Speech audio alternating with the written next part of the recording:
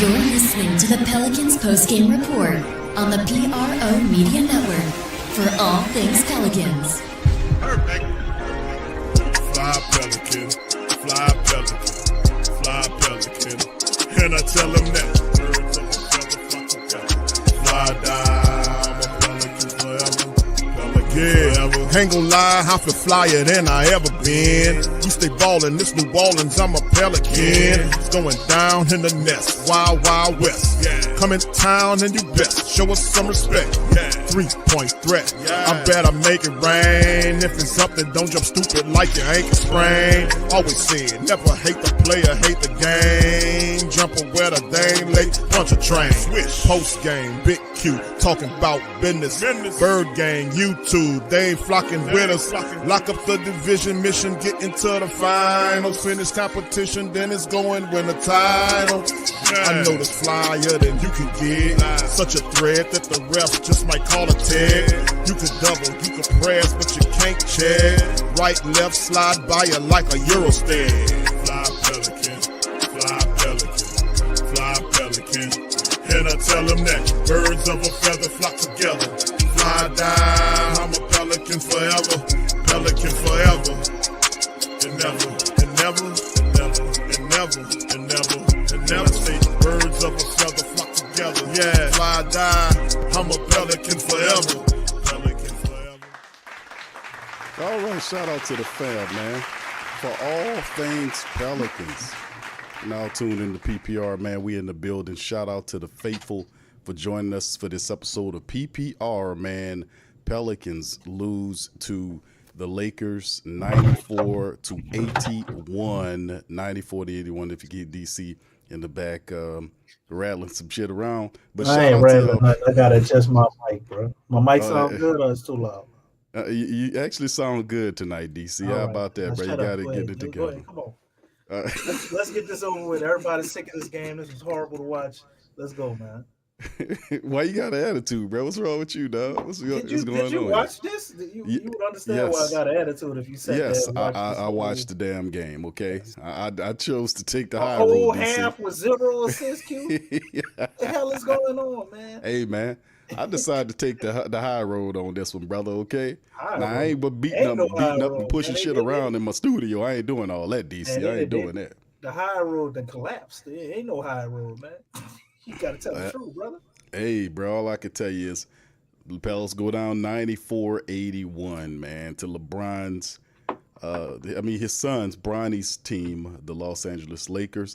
Pelicans never led at all in this game, to my recollection.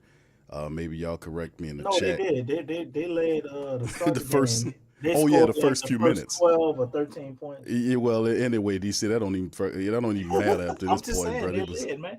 It's typical Pelicans. Willie Green do that all the time. Okay. They come out and get a little good lead, like the opening. Hey, DC. Debo says fire Brewer. Man, like we might have to get rid of the whole Damn, bro. Anybody collected the Willie Green has got to go, huh, fam? That's how it is right now. I ain't mad at y'all, bro. I ain't mad at y'all. Man. We can't mess up our new rookies, Q. We got to clean house, man. All right. All right. So shout out to y'all. Appreciate y'all. Y'all do me a service. Hit that like button, man, as we up here PPR in effect, man. So hey, let's go over this, DC. We got Lexxah to join later on, but let's talk about this matchup, man. Let's go with the stats. I'm pretty sure they'll have some interviews, and when they get them ready, we'll pipe them directly into to you guys so we can hear what Coach Brewer was saying and Jay Fears, Queen. If he ain't mad, I don't want to hear it. Well, I know it's a summer league game, man, but just to me, like, just the effort, bro. Like, I'm just looking for this like no fire. Fears the only one out there playing with fire. Him and Reeves, man. Everybody else just felt like they going through the motions. Well, you're right, and that's how they played. Especially the first few minutes. I mean, actually, the first half of the first quarter was actually decent, and then once the Lakers got their shit together, the Pelicans just disappeared, man, and it showed, man. They go down by 13. But let's hit up the stats right quick, DC. Then we'll get into the breakdown, just to get right through this stuff, man. Pelicans 27 of 80 tonight in the summer league, just under 34%. From the field, they were a miserable stinking 5 of 20 from downtown for 25%. Although they shot better from the foul line tonight, it was 22 of 31 for 71%. They had 51 rebounds. The Lakers had 50 of them things, as you can see there. And of course, the assist game, 6 assists by the Pelicans tonight. It was very selfish tonight, while the Lakers had 27 assists versus the Pelicans. That is a very interesting stat. 6 assists in the matchup, 11 steals apiece by both teams. You can see the turnovers dropped some, but it really didn't do any good because the Pelicans did a really poor job of circulating the ball. The Lakers were 34 of 84 for 40.5%. They were 12 of 36 from downtown for 33%, 14 of 27 for 52% on the night as they kind of cruise through past the Pelicans. Going into the individual box score for our team, you can see, well, the top guy tonight, DC, was Antonio Reeves. That's right. Reeves had 20 points in 24 minutes, very smooth. He was 6 of 13 from the field, 1 of 2 from downtown, finished 7 of 7 from the foul line, 6 rebounds and 3 steals to go along with that. The next scorer was 15 from Jay Fears. Wasn't so super dope tonight or super cool or whatever he says. 15 points in 29 minutes. He was 5 of 21, really struggled in this one. Ghastly, 1 of 7 from downtown, 4 or 5 from the field, as these young players try to kind of get a feel for what's going on in the pros. 12 from Derek Queen in 27 minutes. He had a double-double tonight, 12 points, 13 boards in 27 minutes. He was 4 of 12 from the field, 4 of 6 from the foul line. And then the rest of it was other guys. Lester had 9 points in 22 minutes, 9 from Keon as well. And then 7 from Eves with 11 rebounds in 25 minutes of action. We've seen Trey Alexander finish with 3 points tonight, 2 apiece by Chase Hunter and Hunter Dickinson, and Christian Shoemate all had 2 points apiece.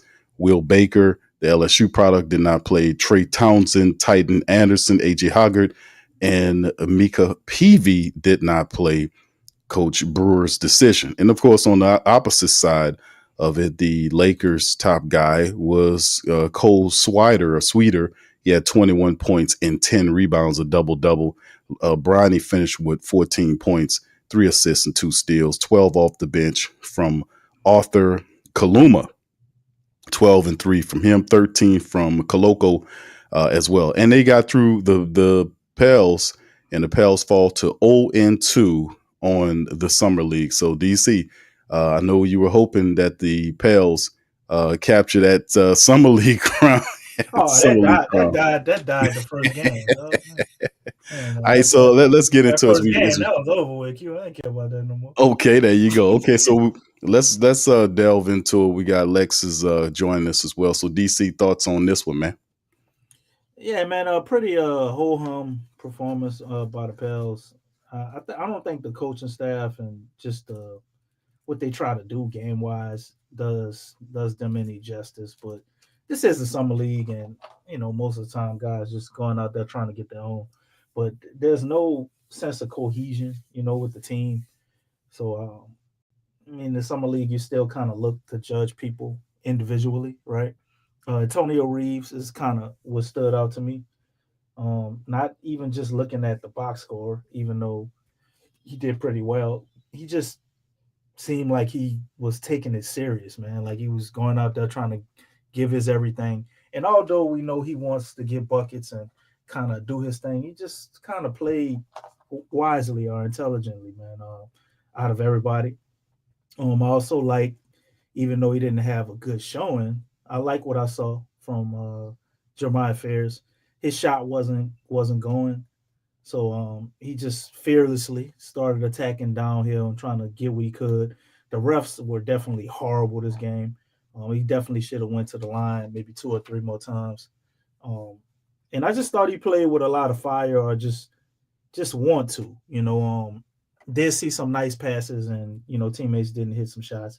Could have definitely had a few more assists there, but he definitely wasn't in his Chris Paul bag as far as facilitating the rock. There's a lot of times he attacked down and he may have had a teammate he could have kicked it to, and he just kind of forced the shot up. But guys really didn't have it going tonight, man, and I think everybody kind of played a little selfish. Queen is another guy. You're obviously looking at. I do think his showing was a little bit better than what I saw the first game. Just not looking at stats because he was 5 for 9 and all that. He had the 7 turnovers, so you won't hold that on him. But with Queen, I just be looking at his like defense and just his effort, man. And it's a F. You know what I'm saying? I don't know. I know he's out of shape, so we all can see that. It's just a matter of how out of shape he is, or is this just? This is how he views the game. Dude was out there. It was like when you do like the skills training with the personal trainers, and they got like the little sticks up, and they're trying to play defense on you. That's kind of how he play defense, bro. It's just kind of like half-ass, like go ahead and get you. The guy up there, he just kind of put his hands and run off, man. It's just a damn layup line. You know what I'm saying? It's just uninspiring, unimpressive. All our bigs tonight, to me, it's like a D for all the bigs. I wasn't impressed with Messi. I know he got 3 blocks, but he had some rebounds. Rebounding, I give him and Derek that they both good, on the boards. But just defensively, man, to me, interior defense is concerning. I'm almost thinking watching this in the summer league, like, okay, Queen not ready, right? I kind of was I guess a little high on him and hoping he could kind of sneak into the starting lineup some type of way at the 5. That ain't gonna happen. And I'm looking at Messi like, shit, I don't even know if Messi ready, man. We probably have to start Kevin Looney. Because defensively, it's just bad, Q. I don't see these guys like taking command of the interior defense. And I ain't talking about, we don't have a bunch of back to the basket players, but just stopping layups and dunks. It's a little concerning. So looking at this negatively, that's my overall take. And positively, I would say Queen and Fairs, I both can see them definitely working out. And I don't think it's the worst. But, you expect those guys to struggle in the summer league. And at least, 1 or 2 of these games, you really see one of them pop. That's kind of just what you're looking for. One of these games, they put it all together and they may struggle the rest of the way. But I like Fair's intensity and effort. I like Queen's offensive bag. They're not doing him any justice to create looks for what he's able to do. They're giving Queen the ball at the 3-point line and just like, go get you. Like, come on, man. Y'all can't put the man in the post and get him the ball. Like, it's crazy.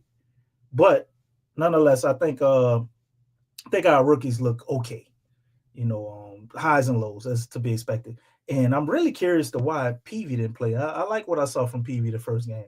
Why didn't he play? Maybe he's got a mystery injury or something. You know how the PELS handle the injury report. Yeah, that's good points there, DC. People gonna be asking. That's the major thing we should hear about Queen. He's vocal, so he'll give you his thought process on what happened. But yeah, I do expect a bit of no matter how talented these guys is, I still see, or realistic to see that there's going to be a learning curve for those guys to kind of figure things out. And plus, when you got a guy that had never been a head coach before, you don't totally have the structure down for what he's learning as they're learning. So, but still in all, the effort has to be there regardless or not. You got to have the good effort to go along with it to compete, because you'll get ran out of there if you're not. Lex, are you here? I see you popped up there. How's everything going tonight? What do you think about the Pelicans tonight? Can you hear me all right? Yes, sound good, Lex. Sounds perfect. Okay. Yeah, just looking at these 2 games, there's one thing that just really pops up, just looking at the talent on the team. They don't have the right coaching staff. They don't have the right coaching staff.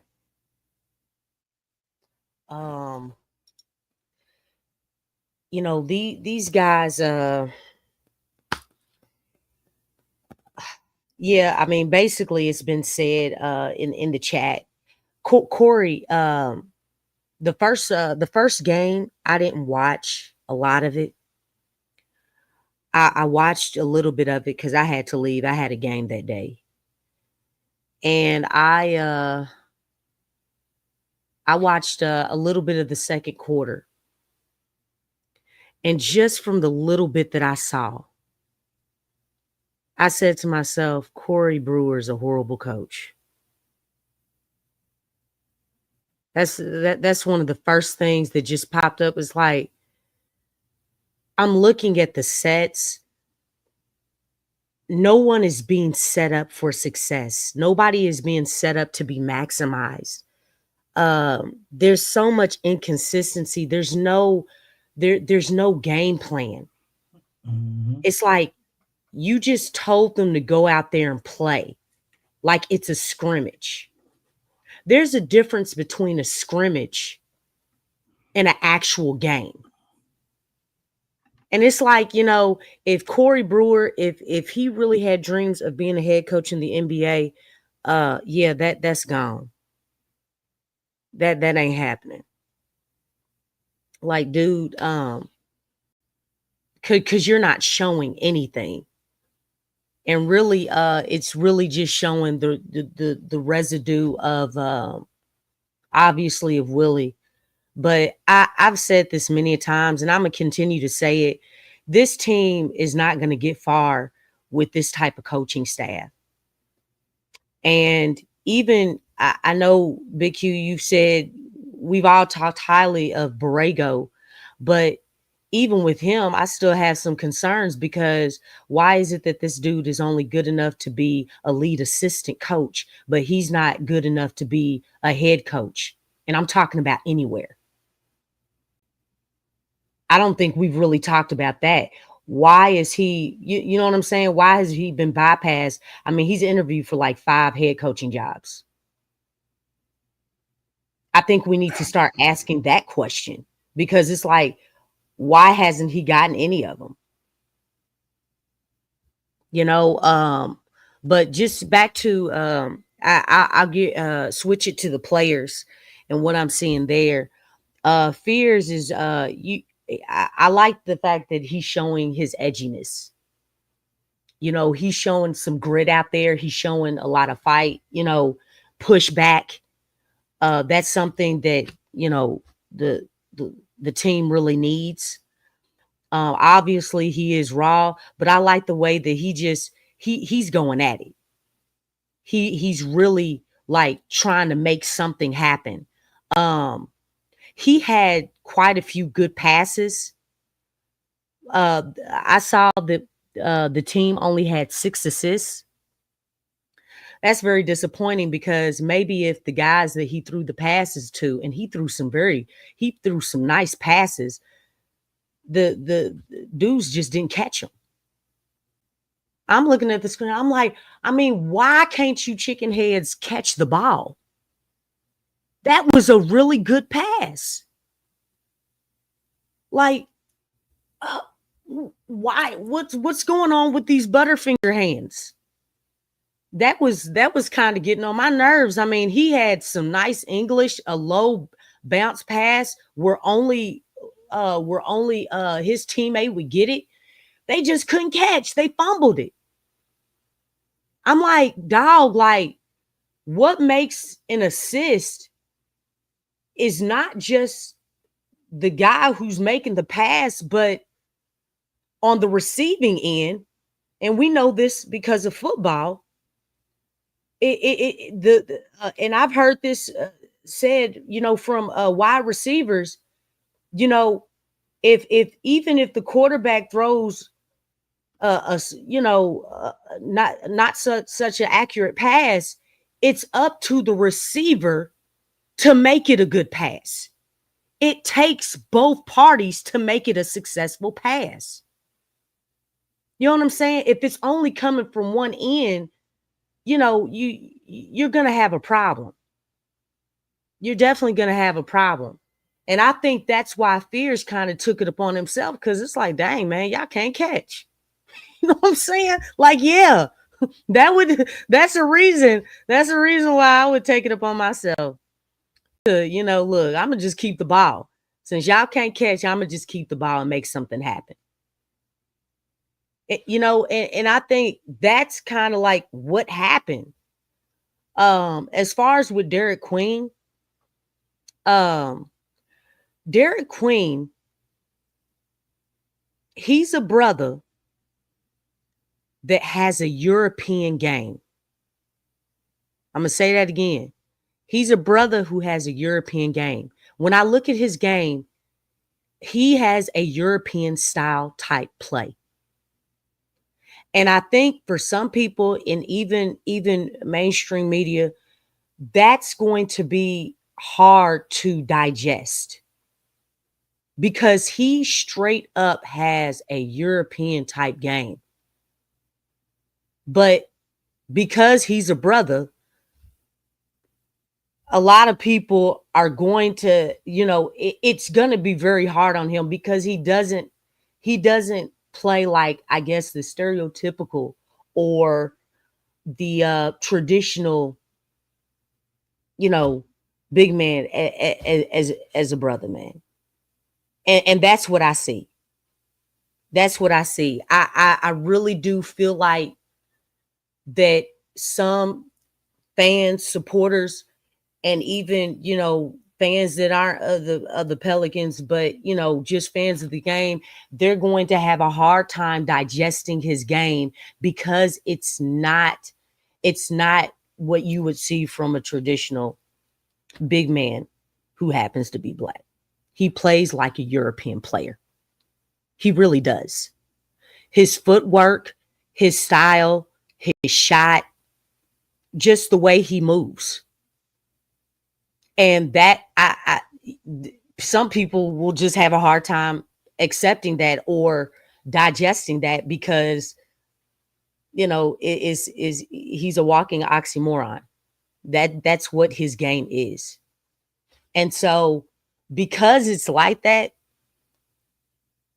unfortunately, people are going to be hard on him. I can see that's very clear to me.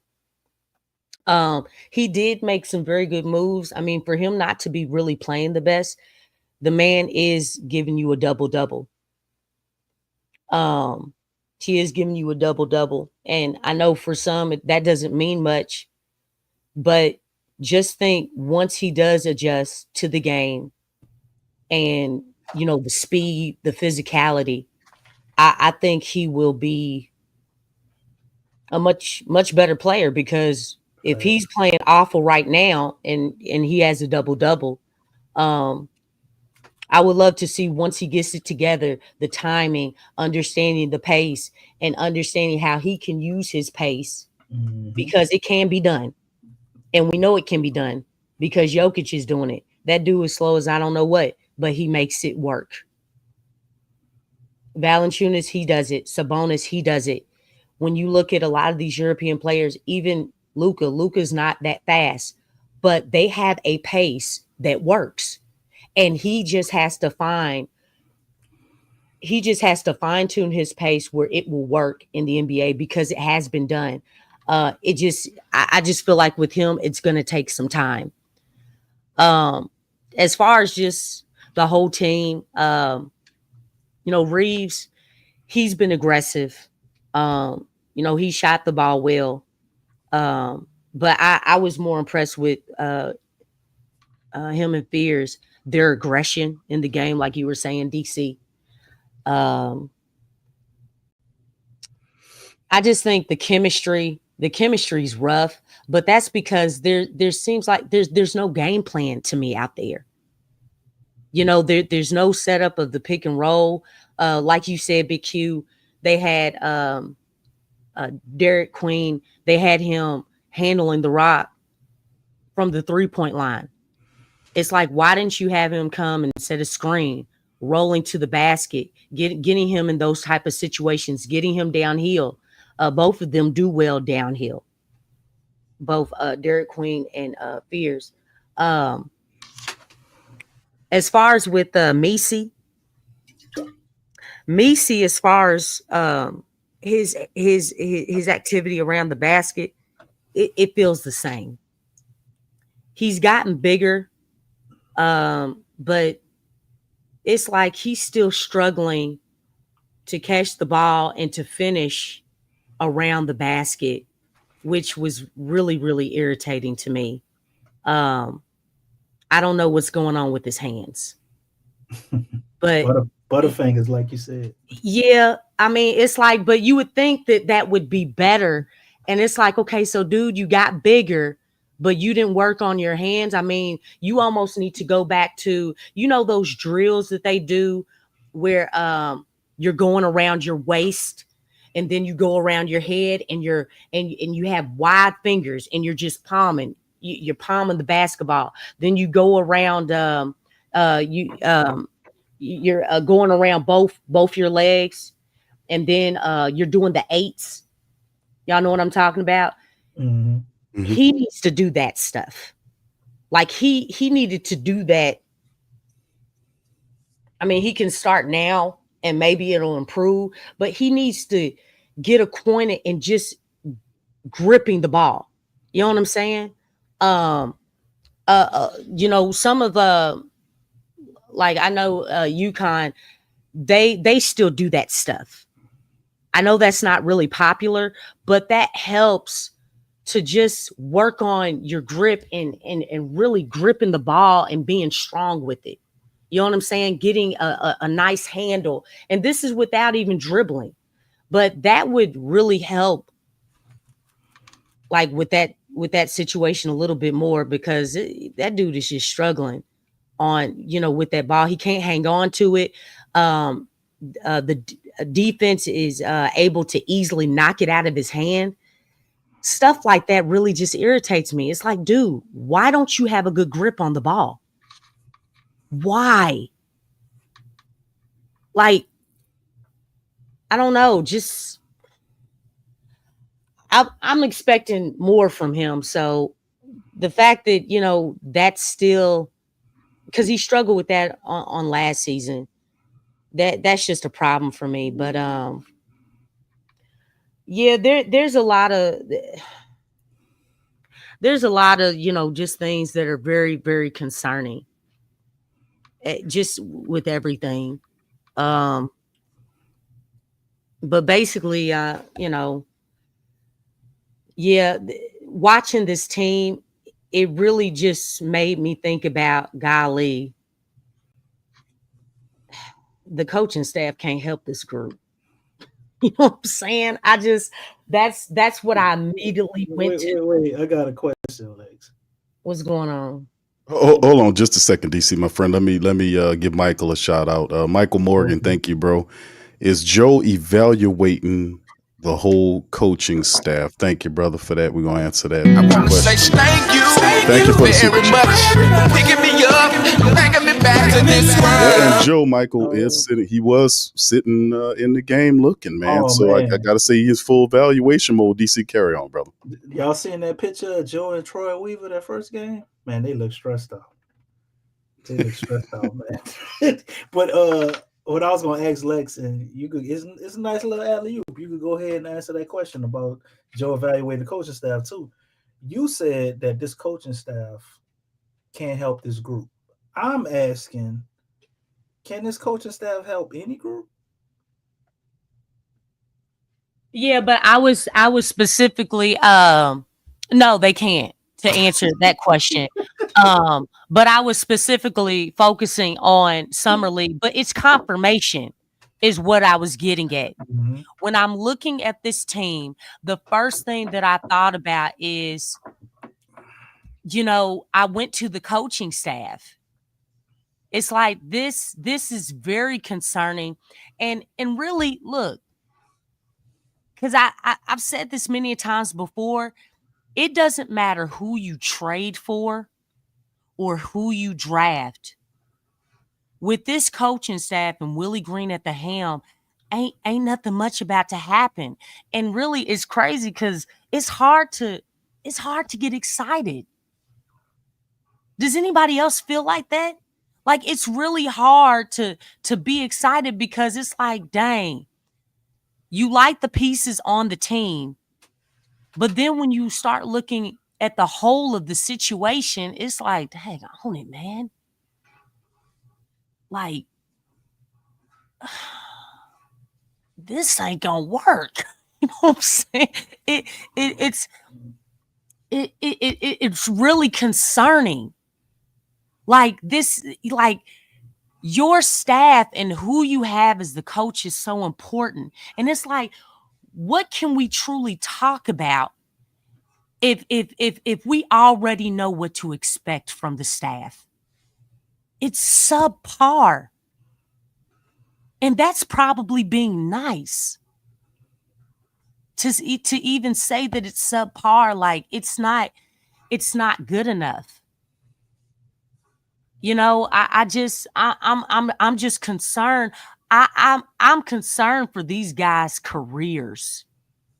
I really am. Because, you know, they don't have the smarts as far as with the staff. And as much as we talk about Borrego, for whatever reason, Borrego and Willie Green clash. They clash. They're not in sync. They're not on the same page. They're just not. And Corey, you know, I like to give guys a chance, anybody, but I saw enough of his coaching.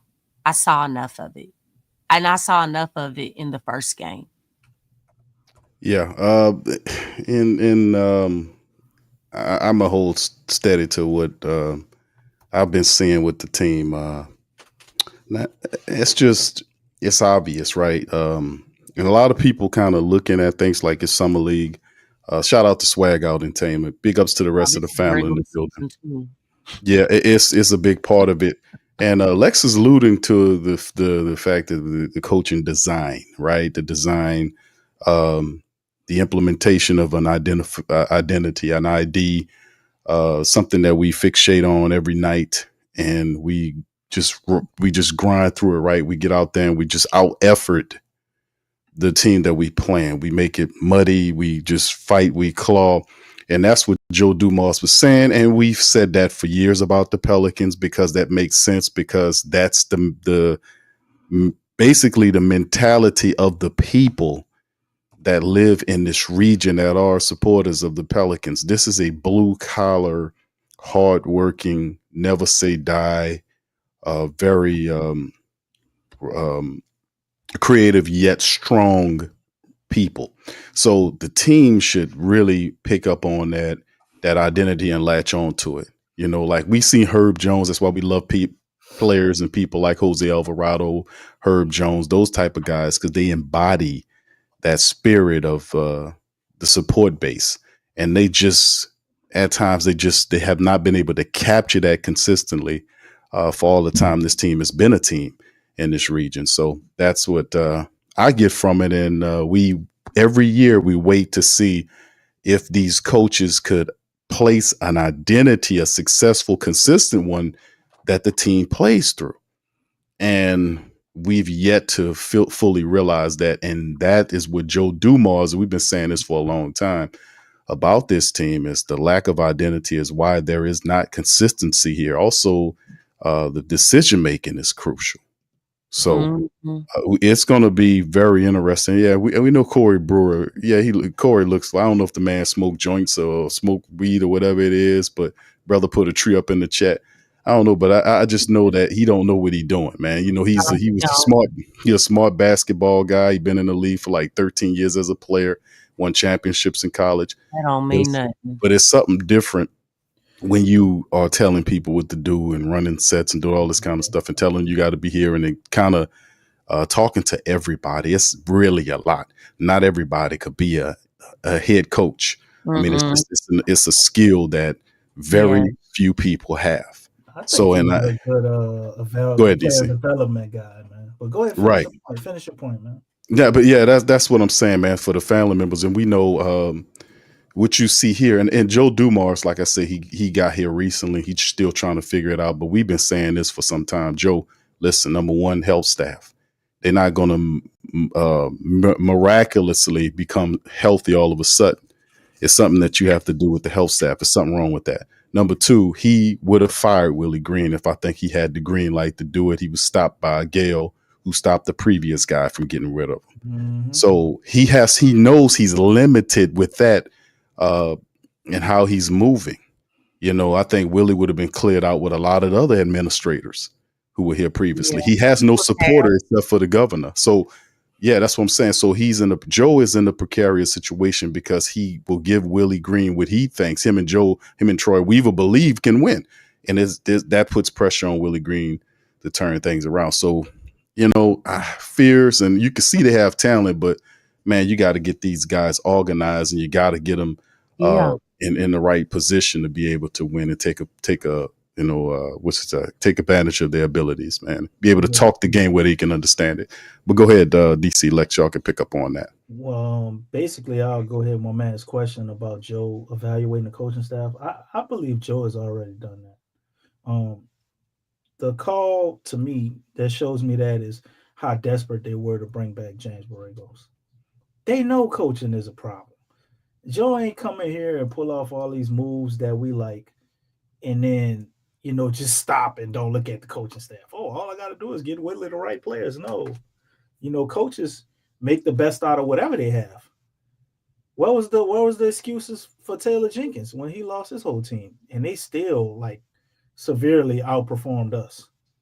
And they had nobody, man. They were playing with G League guys. Lex brings it up all the time, talking about Jason Kidd and what he was able to do with Dallas, playing with people off the street. So I'm sure Joe has done that.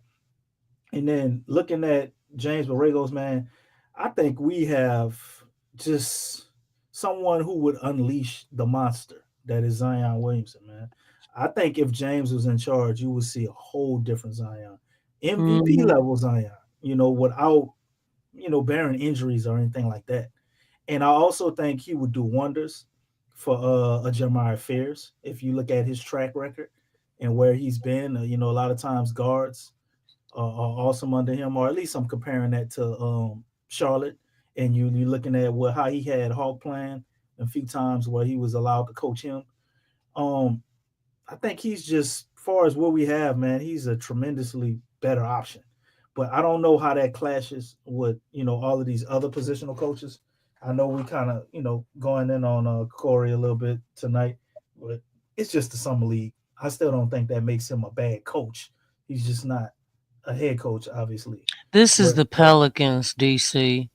We've seen this stuff before.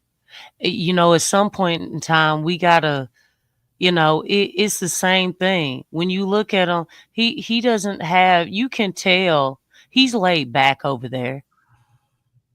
He's laid back. That's cool though, Lex. But I've never heard anything bad about him. The players actually ran a rave about him as far as a development guy. And we never heard nothing bad about Willie either. He's a good guy, right?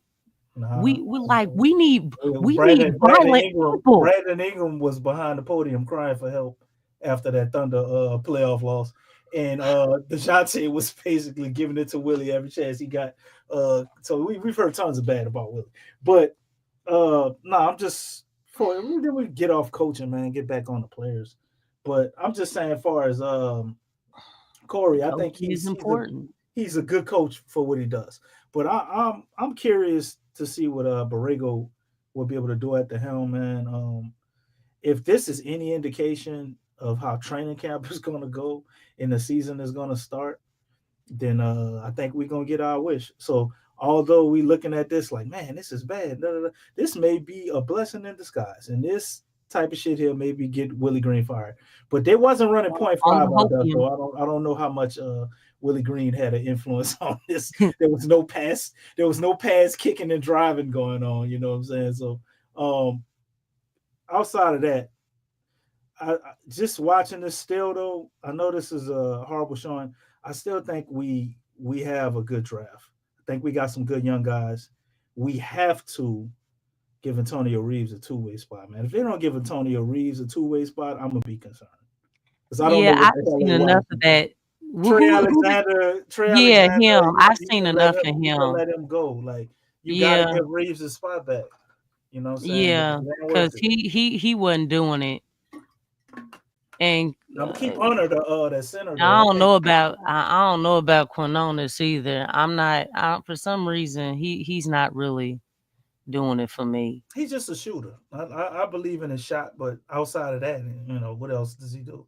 Yeah, we need more than that. Like But they did have a lot of PELS in attendance tonight, which is even more concerning how horrible we played. But Trey was there, Jordan Poole, mhm, Sadiq Bey. mhm. See if I can find. There was a picture of it. Looney. Pick I your pull was that trying to picture up. I think. I snapped was it to trying to you. figure out who Looney was for a minute. I'm like, I who don't know is what's that? going Why on did with they that put the hair. camera up in his That face? boy looked like one of the members of Tony, boy. Oh, I Rick don't know. James. You know what I'm saying? The one that the nigga that played the guitar, DC. Rick James That's right, wannabe. Bert. Or, is it Halloween or something? And PV did get hurt, so Bad you're man. right, Bird Talk. PV has a ankle injury. You know what I'm saying? So that's why he didn't play. So I went and Will Guillory actually dropped that news 2 hours ago. Yeah, Dickerson, he couldn't catch. I was like, dog, for real? You were posting up and he hit you in your numbers and you didn't catch the ball? I was like, all right. I'm like, look, y'all out there in summer league. You're a professional. How can you not catch a ball when somebody's throwing it to your numbers? I said Like Looney looked in your like Stevie chest. I Wonder. mean, it don't a pass don't get no better than that. Do, do, do, Just do, do. they always say when you see the numbers on somebody's chest, especially in the post, to get it down to him. And he couldn't catch either. I just, I don't want you to just be tall and that's it. Be tall and catch the ball and play defense. You know what I'm saying? Alter shots, and different things. Use your strides to defense is about moving your feet. That's the foundation of defense is moving your feet. Slide those strides, those long strides that you got over. I just, stuff like that. I just, it's really confusing to me. It really is. But somebody said this. I think Don Guillory. I think you said it. Um, and this is something that's very serious. A teacher. Sadiq Bey. You need a teacher. These cats need a teacher. As far as with coaching and stuff, somebody who can really teach the game. Right. Yeah. Yeah, Lex. Yeah, I see the vision, Debo. Do. I see it. Stevie Wonder.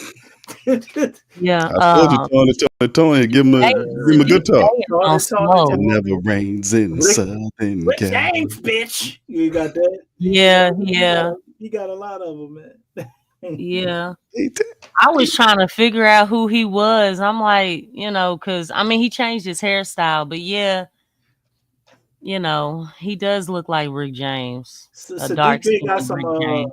He got some shoes on with some thick soles if you zoom in, family. So that's probably giving him another couple of inches. That's why he looked like he up there with Trey. I'll be honest. He's like 6'7". This, looking at his shoes, they got some thick does look shoes. weird though. It looks really different. What look different, Lex? Oh, just this combination of guys. It is different. You know what I'm saying? It just is like, okay, well, we gonna see how this works out. Like, you think what's it's a bad combination? Gonna do to get these? You know what I'm saying? I'm telling you. You think this a bad combination, Lex? No, I don't think it's just different. And then when you add the coaching staff, it just they you can't know what I'm maximize saying? them. It's like, Lord Jesus, Here we go, how's this man. gonna work out? You know what I'm saying? I mean, Yeah. it just, if you would have said that these are the type of changes that you would see with this team, I can tell you this. You know what I love looking at this? They got what? one player here I know gonna piss Willie off, and I'm gonna love every minute of it. DeJounte Murray. He got to play him. No, John I mean, Poole.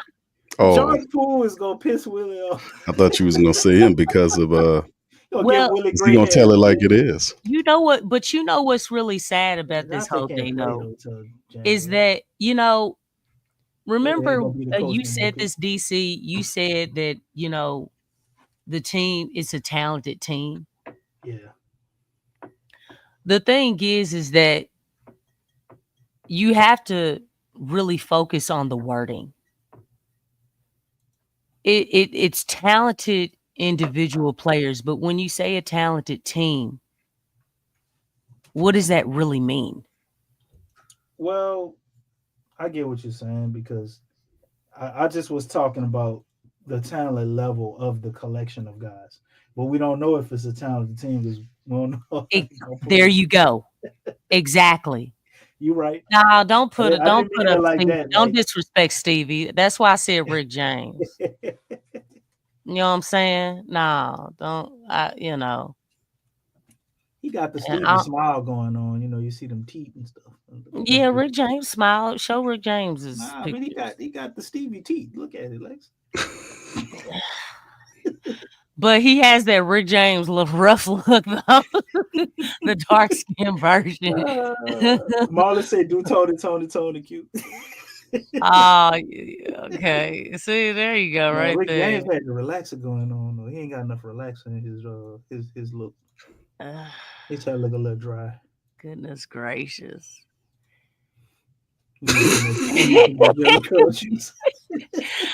Oh my goodness! He definitely was going for the Rick James look. Look at that one to the bottom and to the he was. Yeah, I see the bottom. He really was.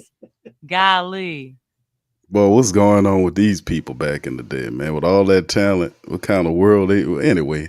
You know what? They were feeling themselves. Yeah. They had to push the envelope, bro. You got to commend the creativity and just trying to be different. I actually think that's what's missing now. When you think of artists are weird.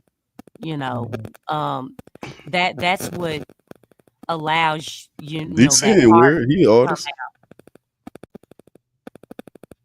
So you do have to be an artist. You really have to have Lexxah, you're not weird. You're artist. So that's normal. You're not weird. You're an artist. No, actually, I'm pretty peculiar. So, but I'm not. I ain't like that. I make it respectable. Because I do like when I'm around like other artists, especially visual artists, so ones that start talking about some deep stuff or, looking at the sky and really dissecting the artistry of the clouds and things like that. I can actually relate to that. I just, keep it together. You know what I'm saying? but hey, I can understand it because, I'm just, I can relate to it. Now, not too far off though, because there's some crazy stuff out here. But I do have one problem with the summer league though, outside of what we talked about. And Okay. Am I over exaggerating? But where's Zion? He's dealing with his the off court stuff, right? Like what? There's no court at 7 at night. What's going on? I mean, Herb wasn't there either, DC. I think he's trying to, handle that first. Herb, I think, still rehabbing that shoulder though. Okay. Wasn't Zion rehabbing something too? Nah, I don't be on that. I mean, it did. He did get shut down for the back injury. I'm not even. Maybe the back injury was real. I don't know. That ain't my cup of tea at all. Bird Talk says Zion thugging. I know we saw the pictures of him on his birthday hanging out with the gang. You know what I'm saying? But I'm just curious about where he is and what's going on with him. we had the draft, and you just haven't heard anything from him. I've heard Trey talk multiple times. I've at least seen workout videos of Well, him he's or dealing with heard. that stuff, though. I mean, I think, you know, What stuff? That's what you're talking about. That old lawsuit? wasn't he being sued for some rape allegations? Yeah, but I mean, your lawyer's dealing with all of that, and that's all old. Like when you read the case the filings of that, it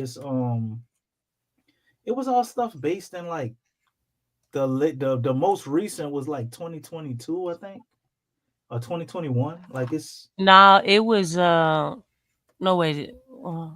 Oh no wait. What are you specifically talking about? I don't want to. the lawsuit of the rape case. Which when I was looking at it, I don't believe it. Just looking at the I details mean, of the it case. it it it was No, it actually wasn't at all. started before he was even drafted in the league.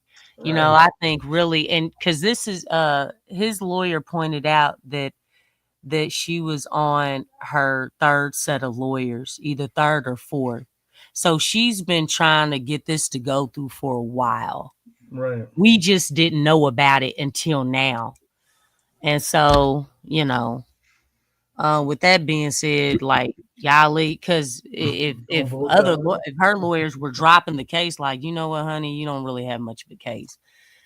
You know, they weren't really looking down about it. But still, something like this, it still puts a stain on your So you reputation think he's being and I things. guess directed or coerced from Probably. his PR group to stay out of the public eye right now?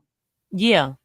Until they solidify things. I mean, that's what I would naturally think. Because Yeah, when because you you know they're talk gonna ask him about it. when They're you're gonna put a talking mark about in his something face. like this, I mean, again, that just the sound of whether he's guilty or not, it don't even matter. Just the fact that it's there, it's a stain. That's not a good look. You know, I mean, so you know, I just think he's just trying to handle that, and that's just, you know, I mean, it could be something different, but you know, Right. My man Slim Salt, he says Zion needs to stop fooling with chicken heads. I think he has. But you gotta yeah, understand everything he's gotten into except for the situation with his baby mama. Like since he This had whole stuff. the coming to yeah, Jesus all this moment stuff with is old. yeah, with the porn star girl, he ain't really did nothing since then. Yeah, I mean, I You think can't he blame him started for what his changing. baby mama did. I mean, it is a bad look, but she went and beat somebody up and all this. I don't understand how that's like. What did he do?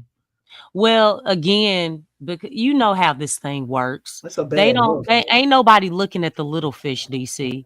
Yeah. Everybody's looking at the big fish. Everybody looking at the big name. I mean, think about how these media outlets clickbait with Zion's name. You know, we've seen it. You know, it boosts their ratings and clicks and all that good stuff. And you know, shoot, look at how JJ Redick, you know, got his job. You know what I'm saying? I mean, you know, they've been using his name and all that stuff. That's what people do. So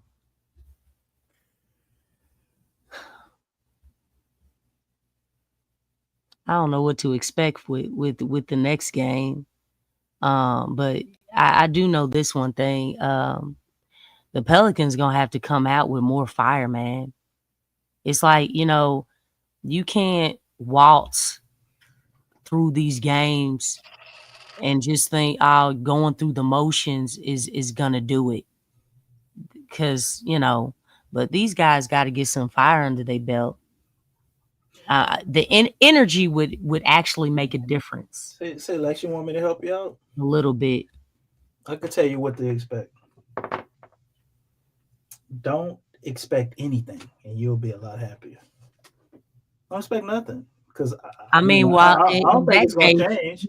We that's gonna like see. saying you might as well not even watch these games. No, Cause because like watching it, I get a lot from it looking at the individual players, but looking at the team as a whole, I don't think anything's gonna change.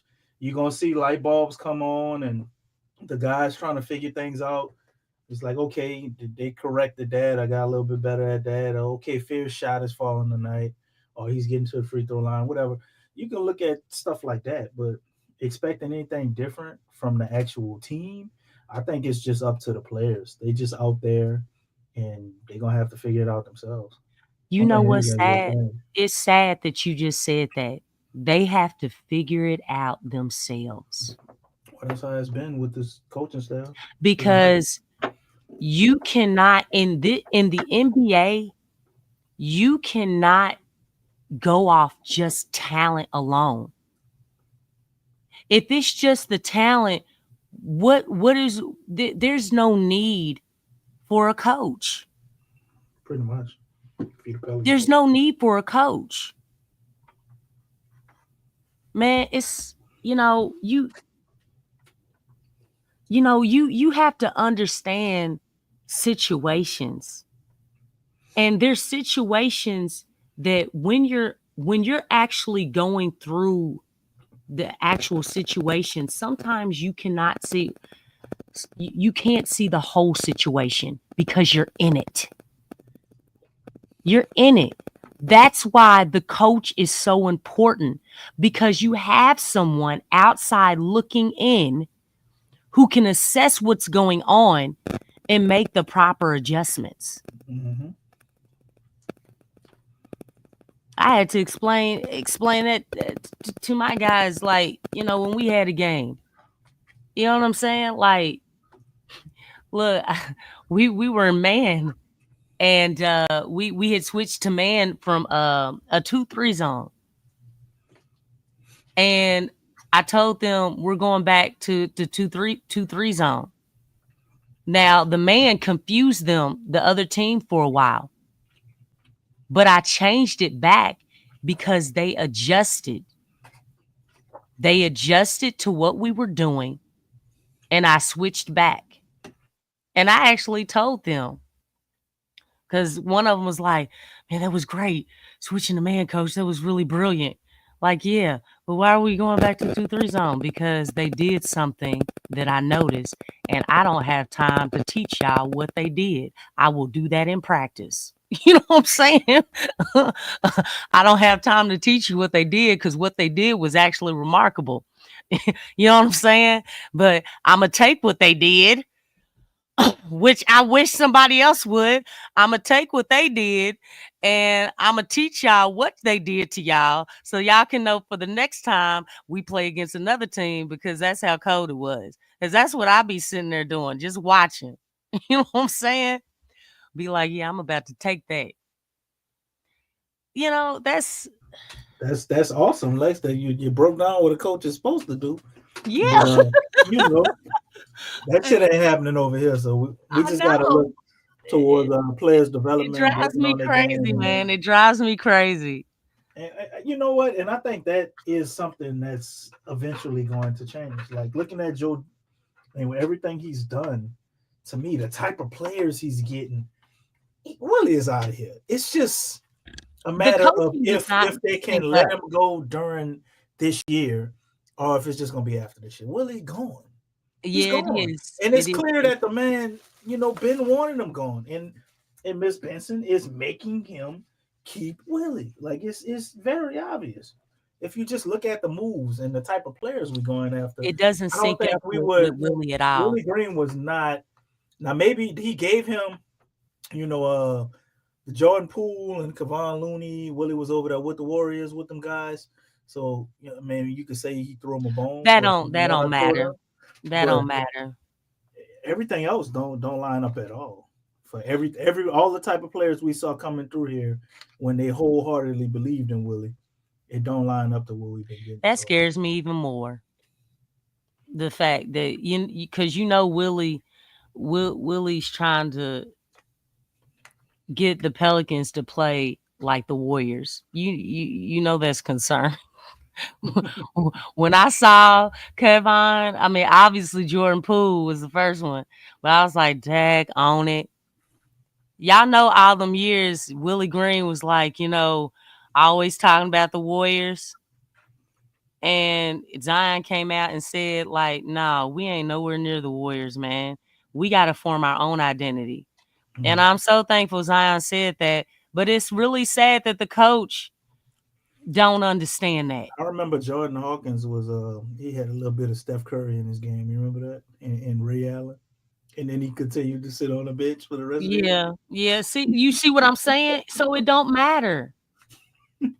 It don't matter. It's like he just finds ways to just jack it up. He can't help it. That's just who he is. But really though, that man, he the worst coach like ever in the history of the game. And if somebody can think of somebody worse, you can share that. But right now, golly, man. I mean, Lex, all I can say about the Willie Green thing is that time's going to take care of that for us, man. That's what really? I see.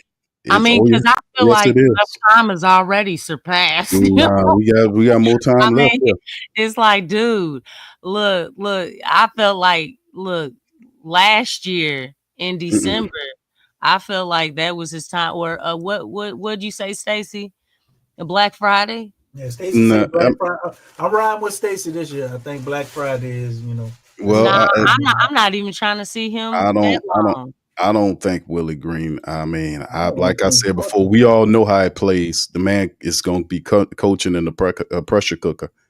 This is a team that's going to have expectations to do something. They're making these trades. They're bringing in guys like Poole and freeing up with Herb, and we're going to have to talk about that too as we kind of progress within the show. But yeah, this is something that time is definitely going to take care of. We all do realize that the timeline, as far as she's concerned, is way late in the game because she don't know what she's doing. Let's just be honest. You don't know what she's doing. So she needs to just fire herself. Well, that's the thing. When you got people that don't know what the hell they doing, everything's delayed. They don't know what the hell they doing. They're not on code with anything. Delayed for so long. I do not. That just hurry up and wait. Well, I mean, that's the concept. But that's been happening. That's been happening since she been running the team. When Tom Benson took over the team, it was the same philosophy. He didn't know what he was doing. The NBA approached Tom Benson with the idea to buy the Pelicans. It was his damn brother with a investment group, Larry, who went to the NBA to buy the team. They went past him and asked Tom Benson. Tom Benson said, "Hey, yeah, sure, I'll take it." So, I mean, he didn't know what he was doing as far as the basketball. The Pelicans have been a fumbling, stumbling, bumbling team for a long time at that administrative level. They finally getting to the point where they're hiring this guy here they bringing in here is the most accomplished, whether people like it or not. This guy is the most accomplished administrator the Pelicans have ever had. There have been nobody that is even close. If you talk about Griffin, the last guy, he is not a top 50 player. I mean, he won that championship because he was LeBron's gopher. Like I said, these people can sit up here and they can pretend all they damn want, but we know what time it is. That's why he got his ass up out of here with that political crap about sustainability and wins and this bullshit basketball cult nonsense. We ran him clean up out of here. So in the end, this is a bright spot for the Pelicans. He's handicapped by her once again because she likes Willie Green and wants to give him another chance. So Joe will humor her. And then when Willie loses, because like Willie, I don't see how Willie's going out and. But that's sad though. That concept. I know. I'm never dialed into losing. Yeah, I get that, but I'm saying I don't want to be redundant because we've already said this like a million times about where the Pelicans are going. I think we done already seeded the earth pretty well about the forecast of what the Pelicans. We've covered it very accurately. I mean, me with my rough ass style of doing it, I don't sugarcoat nothing. But I did, but I've been hammering the Pelicans, me and DC, for years about their leadership, and they finally starting to get it. Mm-hmm. So I mean, in the end, they just learn slow because they don't know what the hell they're doing, and they just kind of they're greedy. And this woman's greedy too, even though she has a mean PR league. It's like a sweet Aunt Gail, but if you peel it away, she ain't so sweet. But outside of that, like an onion, huh? Right, like an onion. But that's like the old pictures you see Warren Buffett eating an ice cream cone. They take these old greedy ass old men to kind of rework their images They did the same thing with Bill Gates. He had a very negative image, and then all of a sudden they had the PR team to clean him up. They do that. But outside of that, the Pelicans' next matchup will be, I think, on Tuesday? Tuesday is the 15th. They got Portland Trail Blazers. Let me ask y'all this before I think it's Monday, right? It's Monday. It's the 15th. Is Monday?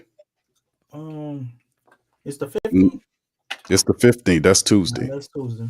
So yeah, and let me ask you before we kind of jump. We're gonna start with you, Lex, on this next thing. Is there a way that the Pelicans, now they're 0-2 right now in the summer league? Can they flip the switch? Can they get smarter? Can they, what do you think happens? Can we get back on the right side of this thing to be competitive in the rest of the summer league, or we just doomed to be a team that's just middle of the pack? We had expectations with all these. From the way that the players were talking, they really, they were using the words dominating and, just really get ready to get out there and play with a chip on their shoulder. That's what I got, but it ain't everybody. It ain't everybody. It doesn't work if it ain't everybody. And with this team, that's what this team needs right now. It's like when I look at other teams, I just see like there's more of a sense of urgency. Like some of these guys aren't even on the team. And they're playing like, man, they're playing like there's no tomorrow. I don't see that with these guys. I don't really feel like they're getting the right motivation or, like just the coaching staff saying the right things to them or really tapping into those competitive juices. You just don't see that. I mean, but when I'd like them to change things around. And one thing about Summer League doesn't mean anything. I agree with that. But Summer League means a lot, if that makes sense. Okay? It's actually both, because there's so many things going on with Summer League as far as, you have guys overseas, you have guys in the G League, you have guys that are trying out for other teams that even though they're on a team, they're trying out for all 32 teams. Okay, so, or 30 teams, but yeah, they're trying out. And then you have guys that are on two ways. You have guys that are second rounds and they're not guaranteed. And then you have obviously the first round picks and the lottery picks. There's a lot going on in these Summer League games that teams are looking at. So with that being said, because it's like that, you have so many different motives on why these guys are playing. A lot of these guys are trying to get on a team. They're not on a team. It's not solidified that they're on a team. So when I look at that, it's like y'all should be playing with a whole lot more edge than what y'all playing with.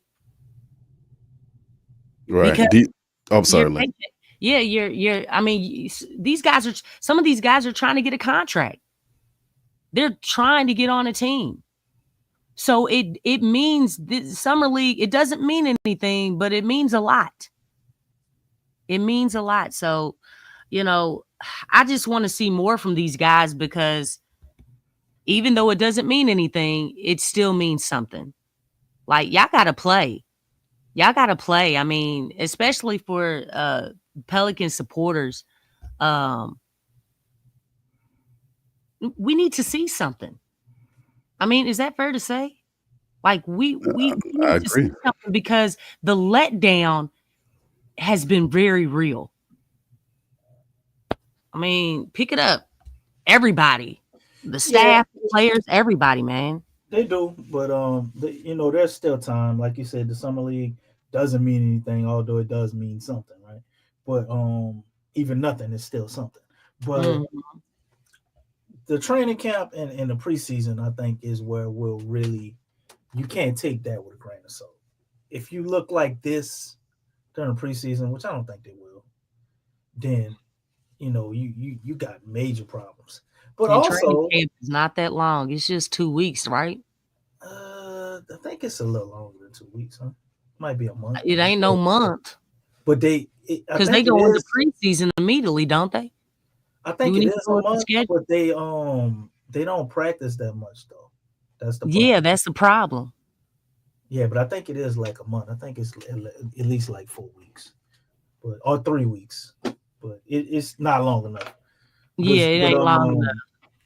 But still, looking at the preseason and you seeing this type of effort, you will have a problem. But that also could be a great sign for us because that would mean Willie Green will probably get fired in 10 games. So it's damned if you don't, damned if you do. If they look awesome in the preseason and all that, guess what that means, Lex? Willie Green. And see that chances of making it through the season is that's even the better. problem, though, we're because still you're playing that game again. Everybody wants Willie gone, right? But in order for him to be gone, to have the backing of him, or the reasoning for him being gone is if the team loses. And see, that's the thing that kills me, because the losing was done all last season, and that's why he should have been gone. Well, I mean, because we're going into a new season with with baggage from last season, with residue from last season. With it's just.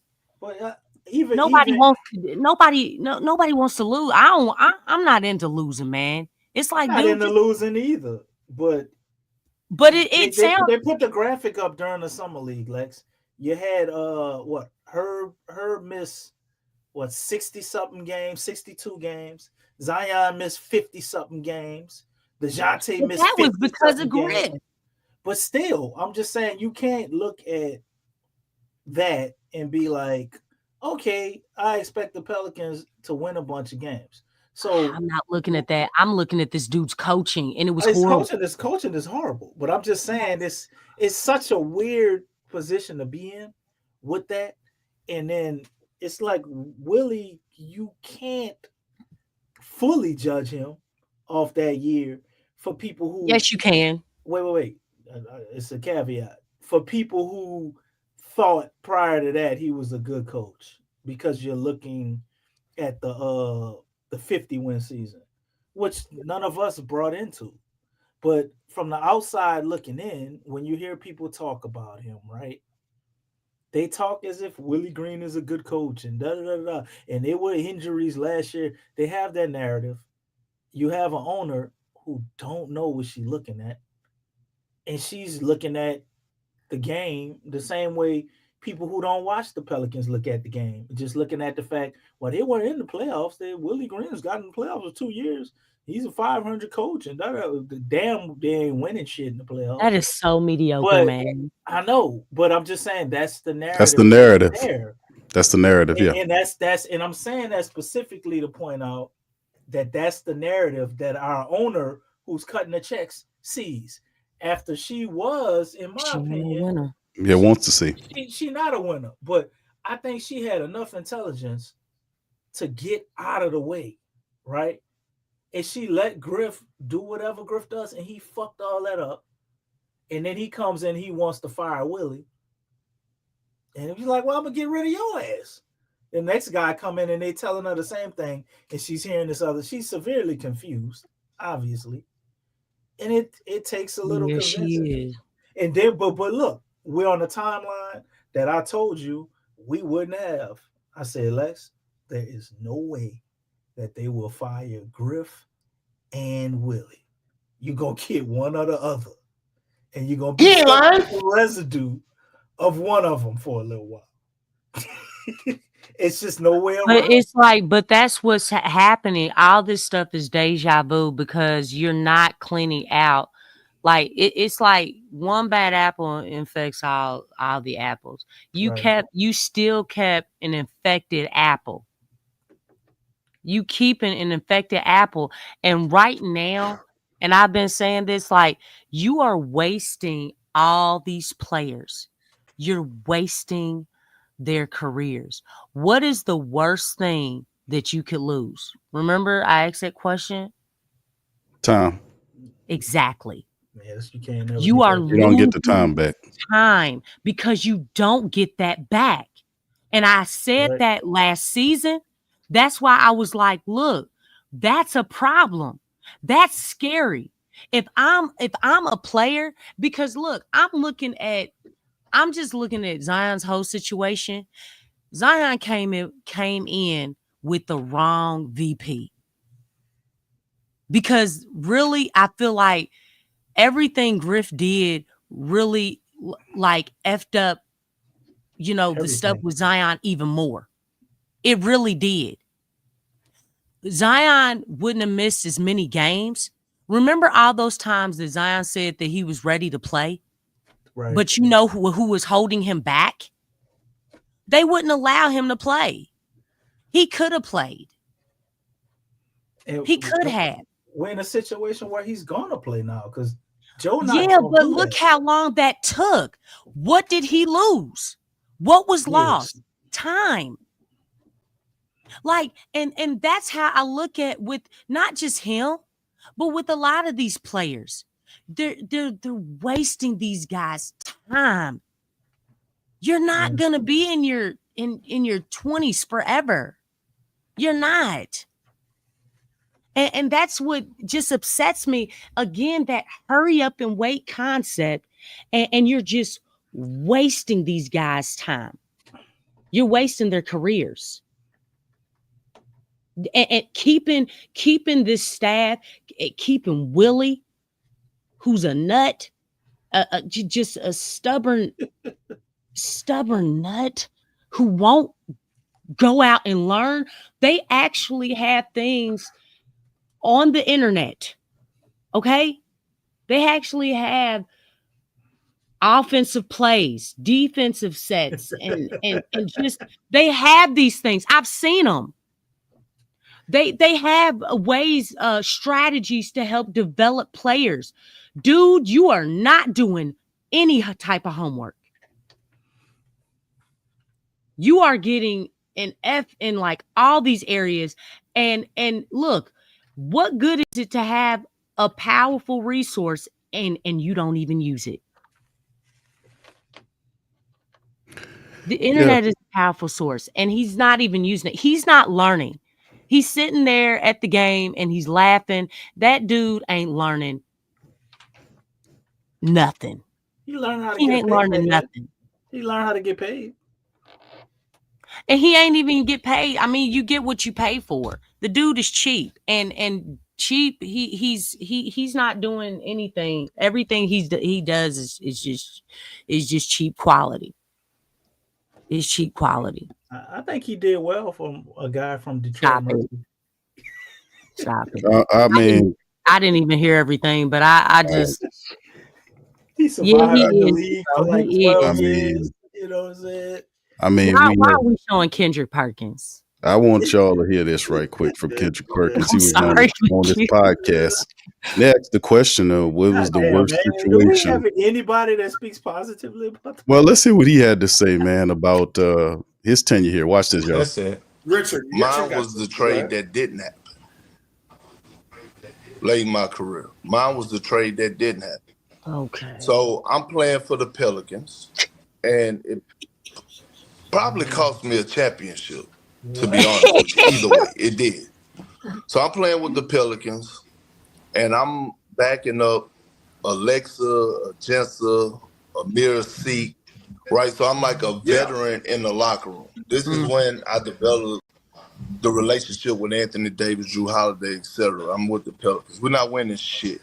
At the time, Dale Demps, by the way, I don't have a lot of people that I hate. I despise him, and I wish the worst for him in the basketball space. And I'm not afraid to say it. I would tell him in his face, I can't stand that motherfucker. Boy! No, I can't. I can't. He's a liar. He done lied to so many people. He ain't lying. He's a snake, and I hate him. And I'm gonna tell you what. So it's at the trade deadline. I get a text from Bron. Hey, we about to come get you, motherfucker. No, matter of fact, I'm lying. Bron comes to New Orleans. He tells me, we about to come get you, motherfucker. We want you part of the team. What? And, I'm playing my role, whatever. I'm like, all right, cool. KD sends me a text and says, hey, Perk, we want you over here in OKC. Right? They like coming to get you.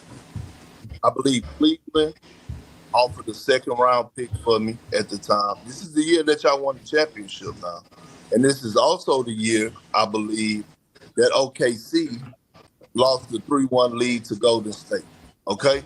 So both teams are trying to trade for me to bring me back on the bench as one of the guys in the locker room. Dale Demps comes to me and says, you know what? I'm not trading you, Perk. We're not trading you. We want you here for our locker room.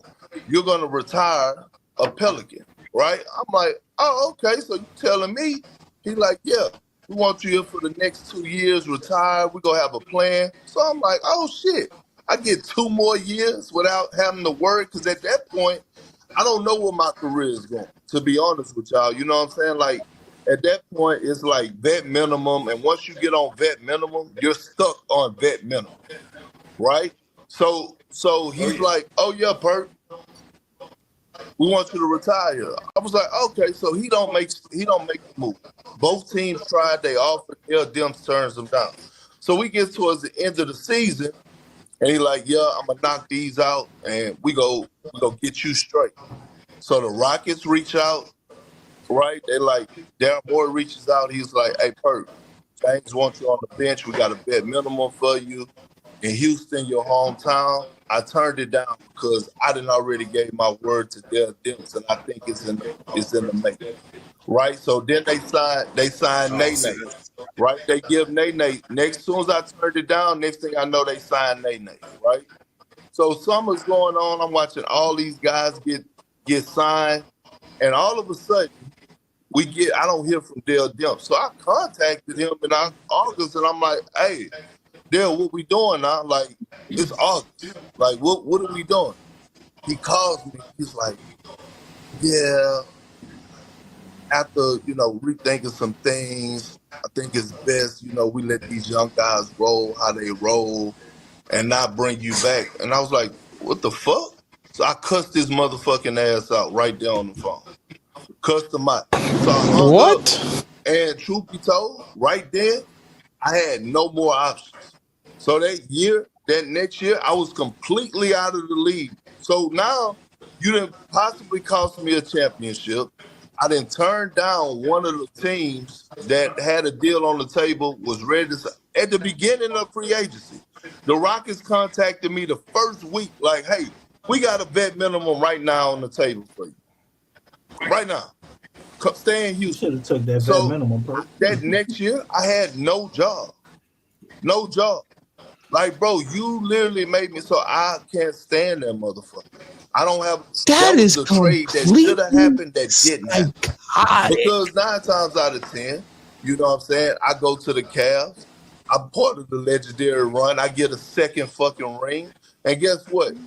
Usually they bring back the whole squad. You know what I'm saying? So maybe I do get an opportunity. If I didn't, I still got a championship. Now somebody else may say, man, Perk got a championship with them. Let's bring them over here. But I didn't, and I had to wait a whole season. The following season, I had to reach out to Ty Lue just to get me a training camp invite. Then I went on to the G League, and that's how it started. I'm not blaming him for the direction that my NBA career went, but he played a huge fucking part. And he took at least 1 or 2 years off of my career where I could have been on the bench averaging 1,500 fucking claps.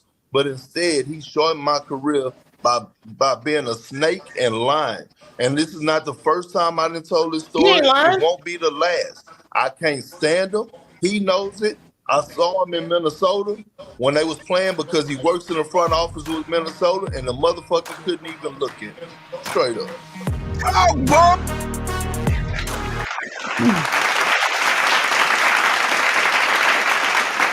He ain't lying. Yeah, he does. All right, that was Perk showing it now. Yeah, we heard some of this before. We know. I just wanted to kind of shed some light to show you the difference between. I know he was trash, bro, but the thing is, he talked about Dale Demps, and one of the family members hit on it too. The Pelicans, they had a garbage administration. Prior to that, they had Bowers, who went on to be a general manager to Detroit later on. He was here. They had Cowan here. They had then they got these other guys. But like I said about Joe Dumars, this is by far head and shoulders the most accomplished administrator this team has ever had. So with that being said, I think whatever he brings is better than whatever the hell we've had over time since this team with the Hornets and the Pelicans. That's why I said it's just a matter of time, because when Willie gets out there, we know Willie, he lost his team last year. He has to then kind of bring them back and make them believe in him, and the pressure cooker with new players here. The fact that he can't establish an identity, anything consistent going on. The injury situation, if there's a new injury situation, will not protect him this time. And James Borrego is a guy that is an insurance policy just in case. So, like I said, how much of it stink on him? And Lex mentions, she calls it residue. How much stink and funk is caused by what Griffin was on Willie Green, or what is it all with? How much it is? It just won't matter until we get into the season and see what if he could do that. My bet is I say he can't, but there is a small percentage that he could. But in the end, we win anyway, because eventually we're going to get what we want. It took a long time because these people don't know what they're doing. But heading with the Joe Dumars decision is the best decision from what we've seen from a historical standpoint from the Pelicans, and we've covered the damn Pelicans for years. Sit up here and watch all of their funk and filth. So, I mean, it is very interesting. I just wanted to kind of share that with you. You guys can kind of comment on that, but I also want to be able to talk about some of the other stuff that happened, like the Herb Jones signing and this kind of stuff. So let's kind of jump on that and then kind of move on as fast as we can to the Herb Jones stuff.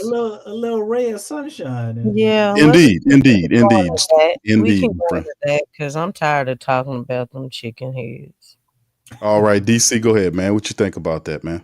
I think it's hilarious. Perk think he got played out of championship, because I almost think if he would have went to Cleveland, they might have lost.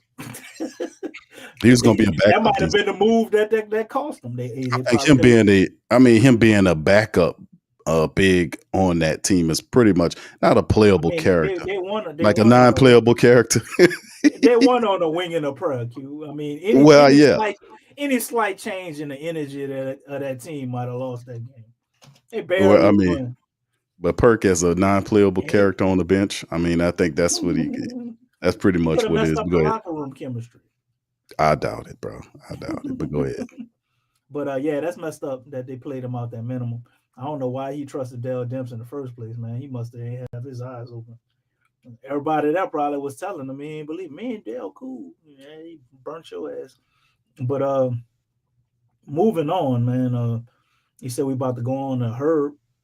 Right? Yeah. I'll read this article. So I ain't got too much. Ain't not much to talk about. I mean, in fact, we covered this on the flash report that happened a couple of days ago. That heard he agreed to a 3-year extension on top of the current deal at $68 million. In the final year, we'll have a player option on that, and his current contract plays him roughly just under $14 million this season, $15 million next year, and the extension begins in the season of 27-28. And it will start at 140% of its previous salary with 8% annual raises for a total of just under $68 million. Now he's currently under contract for 5 years, including the option in 29 and 30, and would earn him over $96 million if he plays out the length of the deal. So Herb Jones, man, is doing it right, man. And, we just want him to join. Now, he averaged over 10 points, 4 rebounds, 2.5 assists, over a steal and a half a game, just under a block per contest. And he now joins Trey Murphy, Zion as the only Pelican players on guaranteed contracts through at least 27-28 season. DeJounte Murray and the team's 24 and 25 draftees have the option for that season. So there he is. Our lockdown defender is under contract for a good deal. So Herb becomes a part of the core. Now they were, contractually speaking now, they could say it, but money talk, BS walks. So Herb, Trey, Zion, there you go. All right. So y'all thoughts on that? Well, I think it's an awesome thing, man. I don't get why it took so long to come to this conclusion on Herb, far as I guess saying something about him not being traded or whatever they're gonna do. I don't know what type of leverage they were trying to have, or if they were really shopping him, or if they were waiting to see if he's not injured. But I've always thought from the moment we got him for the first year, this is gonna be a dude that more than likely probably retires with the Pelicans. He's from the area. He embodies the city. He plays the way we need him to play, man. There's not anybody else in the NBA that really has his style. He's extremely unique what he does on the defensive end. He's a player that has constantly improved. I think he's a culture stabilizer or a setter with the way that he works. Herb, dudes in the off seasons not taking breaks. They gotta beg him to go on one fishing trip. You know what I'm saying? It's just so many things to like about this as an organization, to have someone that can kind of be just that steady, stable glue guy, right? Now, Zion obviously is crazy about him, likes him. Trey is I think they like damn near best friends now. Trey's parents will be talking about Herb and the whole nine. It's just an amazing thing. If we're trying to right the ship on all the guys that we currently have that we've drafted, like on keeping a Trey, keeping a Zion, making all of that work. Well, you sign a Herb. To me, this sends the signal that barring, some catastrophic failure, they're not trading Trey, they're not trading Zion. They're gonna stick with these guys and ride this out for at least the next 3 to 4 years, right? Maybe 5. Because I think Zion contract probably comes up before Herb and Trey's is out. So they trying to win. This move signals that they're really trying to win now. We've seen that, with the way they're drafting and everything that Joe Dumars has been doing. That's how it looks, especially, giving away our draft pick next year for Queen. They're hedging their bets on they're going to be good, this year. And this is another move to signal that. So locking Herb down and having them at 68 million, after what we still got 2 years of him in the teens as far as the millions. I think one is 14, another one's 13 or something like that. Still the best contract in the game. And I think moving forward, just like when they showed us the Trey contract, right? And we were looking at that and you're like, man, that's a lot of money for Trey. This kind of felt like that a little bit. Like most people were like, no, it ain't. But now you're seeing like, man, Trey is on an excellent contract. You got 4 years of him for 122, and then you get Herb 3 years at 68. So you span that out. What would that be, like 88 million for 4 years or whatever for Herb? Man, I think that's a great contract.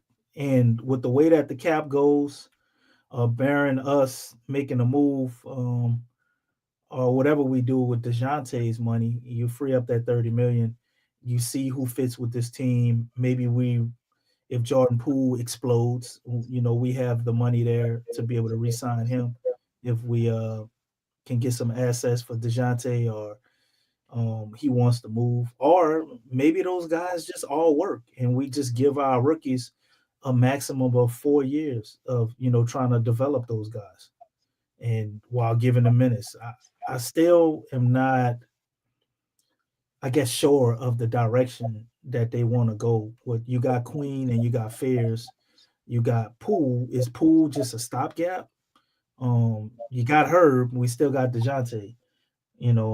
Somebody's got to go. Or they keeping everybody and trying to make this work, and they think we can make a push with this group, and you're just gonna slowly develop your rookies and have them, man, the second line. Which I think, man, we gotta have a good bench because the second line, like everybody from New Orleans, that's got to be our nickname. We have to have a good bench, so we can just call it the second line. And however you do that, or let's say Jeremiah Fairs explodes, we move off DeJounte Murray, and he's a starter, and you got Poole either as shooting guard or coming off the bench, or Herb coming off the bench. Like, it's still a bunch of directions that the Pelicans can go. And I think their books, not gonna be as crazy with us getting two awesome rookies. And now you're gonna have to see what you're gonna do with a guy like Sadiq Bey. Is he just a stopgap, or you would definitely have to fill that spot, man, and start trying to get a few more wings in here once we lose him. But things are starting to pan out on the direction of the Pels. I think they're obviously going to keep the core intact of Zion, Herb, and Trey. Now, who else is a part of that core? I don't know. Well, contractually speaking, I'm gonna let Lex kind of chime in on that as well. You look at the contracts is going to be the blueprint. Or what we see is Joe Dumars is going to probably take a wait and see approach in terms of that to see how it all gels. Because if you look at these agreements, Zion Williamson, the Pelicans have him locked up to 2028. So that's 3 years on his current deal. Jordan Poole is on a 2-year deal remaining on his agreement. DeJounte Murray has 3 years on his deal. Trey has 4. Herb now has 5. So, and then you got Mr. Looney. He has 2 years on his deal. So, yeah, you look at some of these guys. Sadiq Bey is also the same thing too. DC got 2 years on his agreement. And Jordan, the way you had the screen, I thought it was just 1 year. That's a good ass deal for Sadiq Bey if he can be what we know him to be for 2. You get Sadiq Bey for 2 years at $6 million. At 6 point, yes, just six plus. It goes up slightly. Gotta find a way to not waste it, man. Hopefully, we can fire Willie and have Borrego, so we have a real shot of doing something. That's what but that's what I was saying is in terms of like what's the game plan. Well, let's look at the contracts because money talks, BS walks, right? So the contract is showing that the Pelicans' window of opportunity is 2 years. I mean, you until you start tinkering around with deals and see what you can do. But like I said, look at the money here. You got 4 players for the Pelicans that's making over $25 million. And that's Zion, that's Jordan Poole with 31.8, DeJounte with almost 31.8 himself. You got 25 flat by Trey. And Herb's new money doesn't kick in until 2 years from now when it jumps from 14.8 to 20.8. So they do have good players on very good. The Kayvon Looney deal is 8 across, 16 million for 2 years. And then they have Queen, they have Fear, Sadiq Bey, like you mentioned, is probably the best deal there. You got Jose Alvarado penciled in at 4.5 over the next couple of years.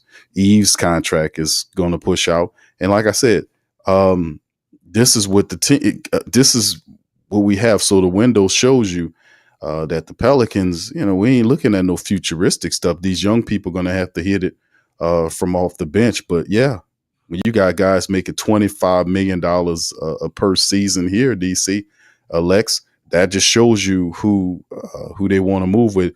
And I don't know about the DeJounte Murray thing and what direction they go with him. He's the question mark, in my opinion. Once he becomes healthy, does he become a staple on the team? And also, DC, remember, they still also are looking for another veteran guard, according to rumors. We don't know how veteran big, like especially after watching the summer league. Hopefully, we move DeJounte, man. I don't think Yves is going to ever be like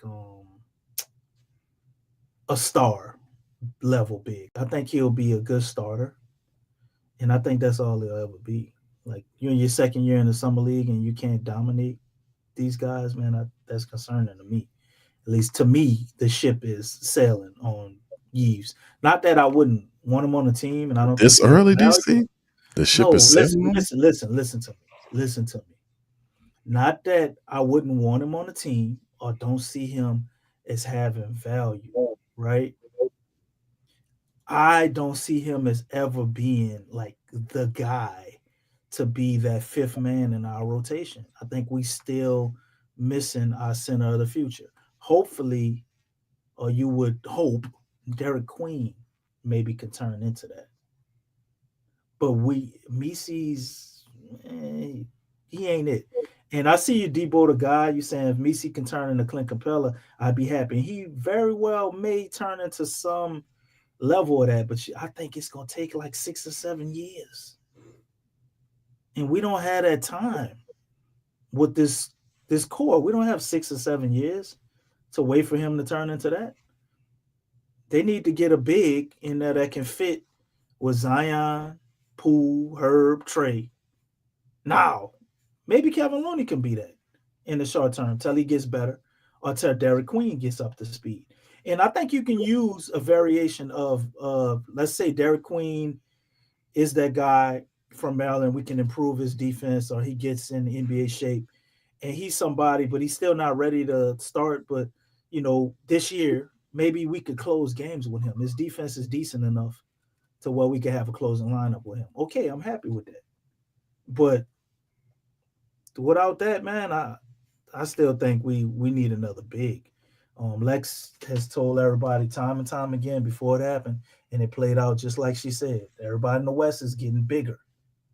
And what are we doing? Still trying to run small ball. Not so much now, but we still not big enough. We don't have an intimidating force, down low on the block. Looney, I think, is, yeah, but we still, like, Looney's what, 29, and we got him for 2 years. You still need to keep that search going. I understand, the veteran guard thing. You want somebody to mentor Fears, and DeJounte ain't gonna be back to January, and da. But I really think we could be all right without that guard. I don't think it's like the glaring issue. To me, the glaring issue is another big, unfortunately. All right, Lex, go ahead. Not just any big, but swinging for like a big name, quality big. If you moving DeJounte, you get like a high level big if you're able to get one of them guys. Like you got your Jared Allens and all. If you can get one, man, you still need to be on the hunt for that, in my opinion. Yeah, that's true. They're not looking at that, DC. They should be. Go ahead, Lex. No, just, man. Yeah, the West is definitely getting bigger though, man. And when you look at Queen, what is that one guy's name? Dickerson? Is it Dickerson or Dickinson? Dickinson. Yeah, him and Misi. And it's like, obviously you have Kayvon Looney, who's, a vet. But it's like, man, we gonna have problems in the front court, y'all. We gonna have a lot of problems because you going up against, just look at Dallas alone. Okay. Look at their front court. That's to me. And you're adding Cooper. You know what I'm saying? Like, just shoot, they looking mean. And then you look at Houston, how they've reconstructed their team. They just got Clint Capella. And you got Baby Jokic. And what's that? Oh, and they got Steven Adams. I'm like, oh Lord. Oh my gosh. Are we really looking at this? This is who Queen and Misi and Dickinson are gonna be going up against. Oh my gosh. Is anybody trembling yet? Oh my gosh, man. Oh my goodness. And look, Denver got Jokic and Valanciunas. Oh man. Oh my gosh. I'm sorry. Man, then I forgot about the Spurs. Can't forget about them. You know who they just picked up? Who? Kelly Olynyk.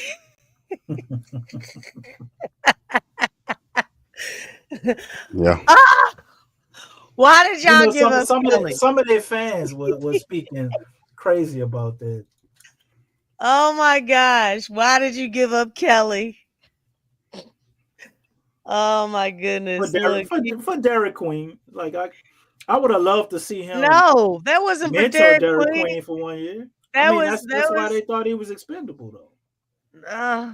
And then they didn't have any other contract though either to pull off. We needed to keep Kelly. You think Kelly is better than Sadiq Bey though?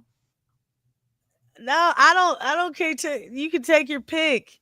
Really, I wasn't too sure about Jordan.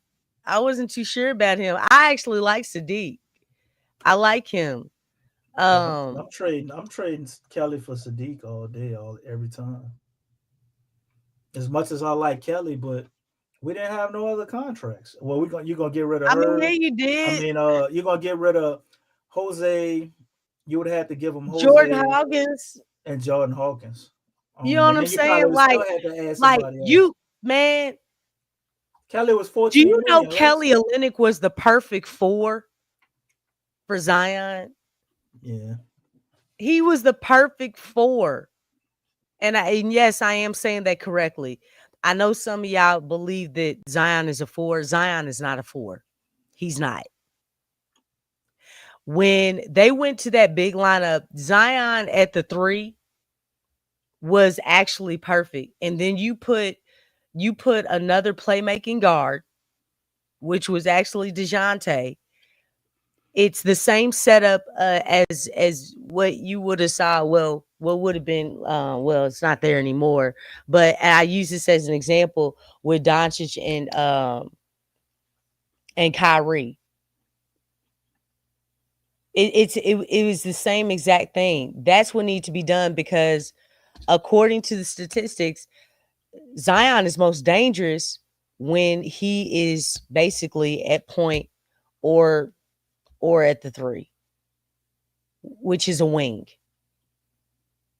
He's at his best when he's at those positions. It's not the 4.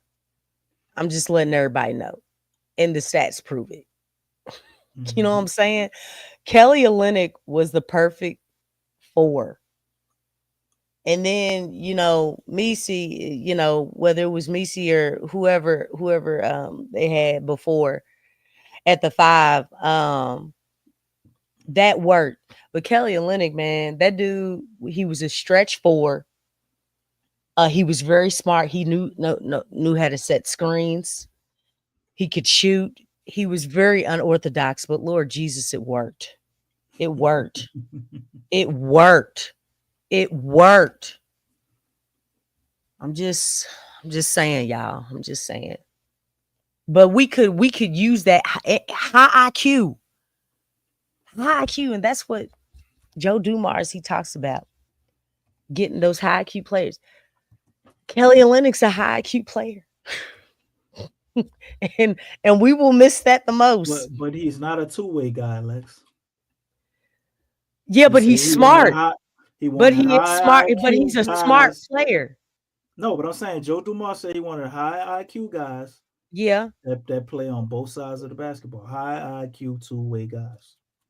Yeah. Kelly don't play defense.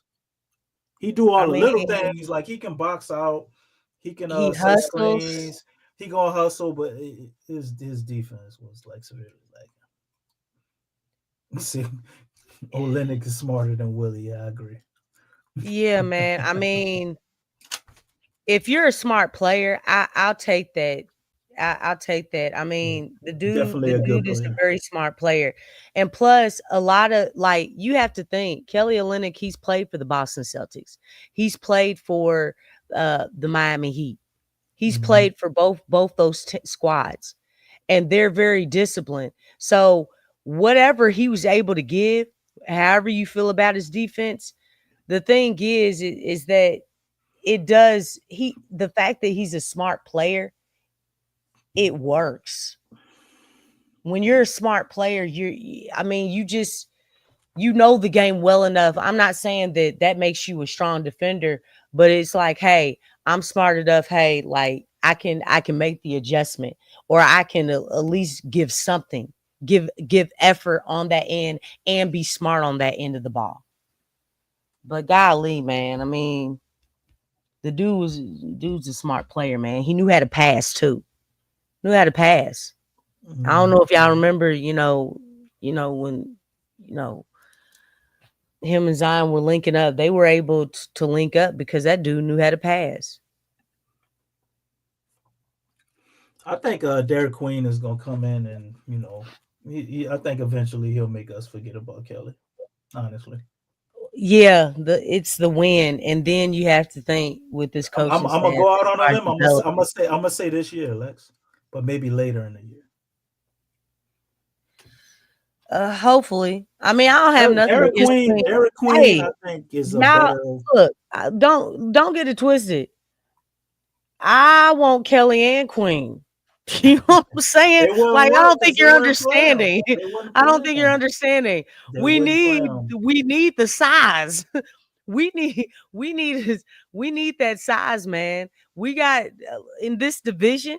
There's a lot of size in this division. But no, okay? I agree with that. But I'm just saying the archetype of those two guys is basically the same. Like one of them is a more advanced version of I guess what you see Kelly Olynyk as. Like Queen, what he can be as far as a guy you can run the offense through, and a guy you would want to run the offense through, versus Kelly being a guy you can run the offense through that Willie Green shouldn't be running the offense through, but he was.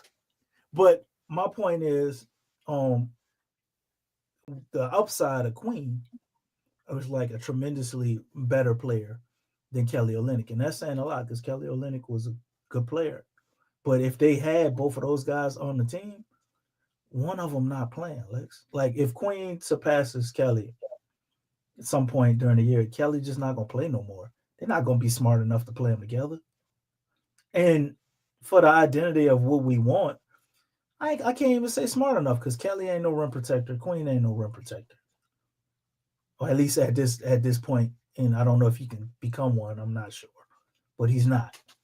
So he's not gonna play. You're not gonna have them two guys as your big unless we.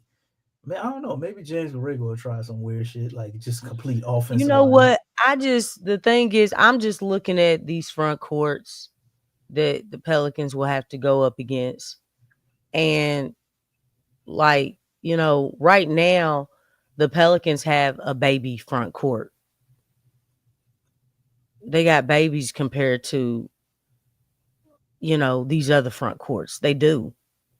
A lot of the front courts on other teams, they play above the rim. They're athletic. They move very well. They get up and down the court, very well. I'm just looking at the whole scope of what the Pelicans front court is going to be going up against. And when you start dissecting, like, the pros and cons to all this stuff, it's like, man, we got babies, man. You know what I'm saying? Like, be like, well, I hope y'all ready to develop quick. Because let me tell you something, the coaching staff ain't helping you. You know what I'm saying? Like, y'all gonna have to find a way to maneuver with these cats. And they're smart. The front courts are these front courts are smart, man. They don't just have athleticism, and plus they understand what they're trying to do.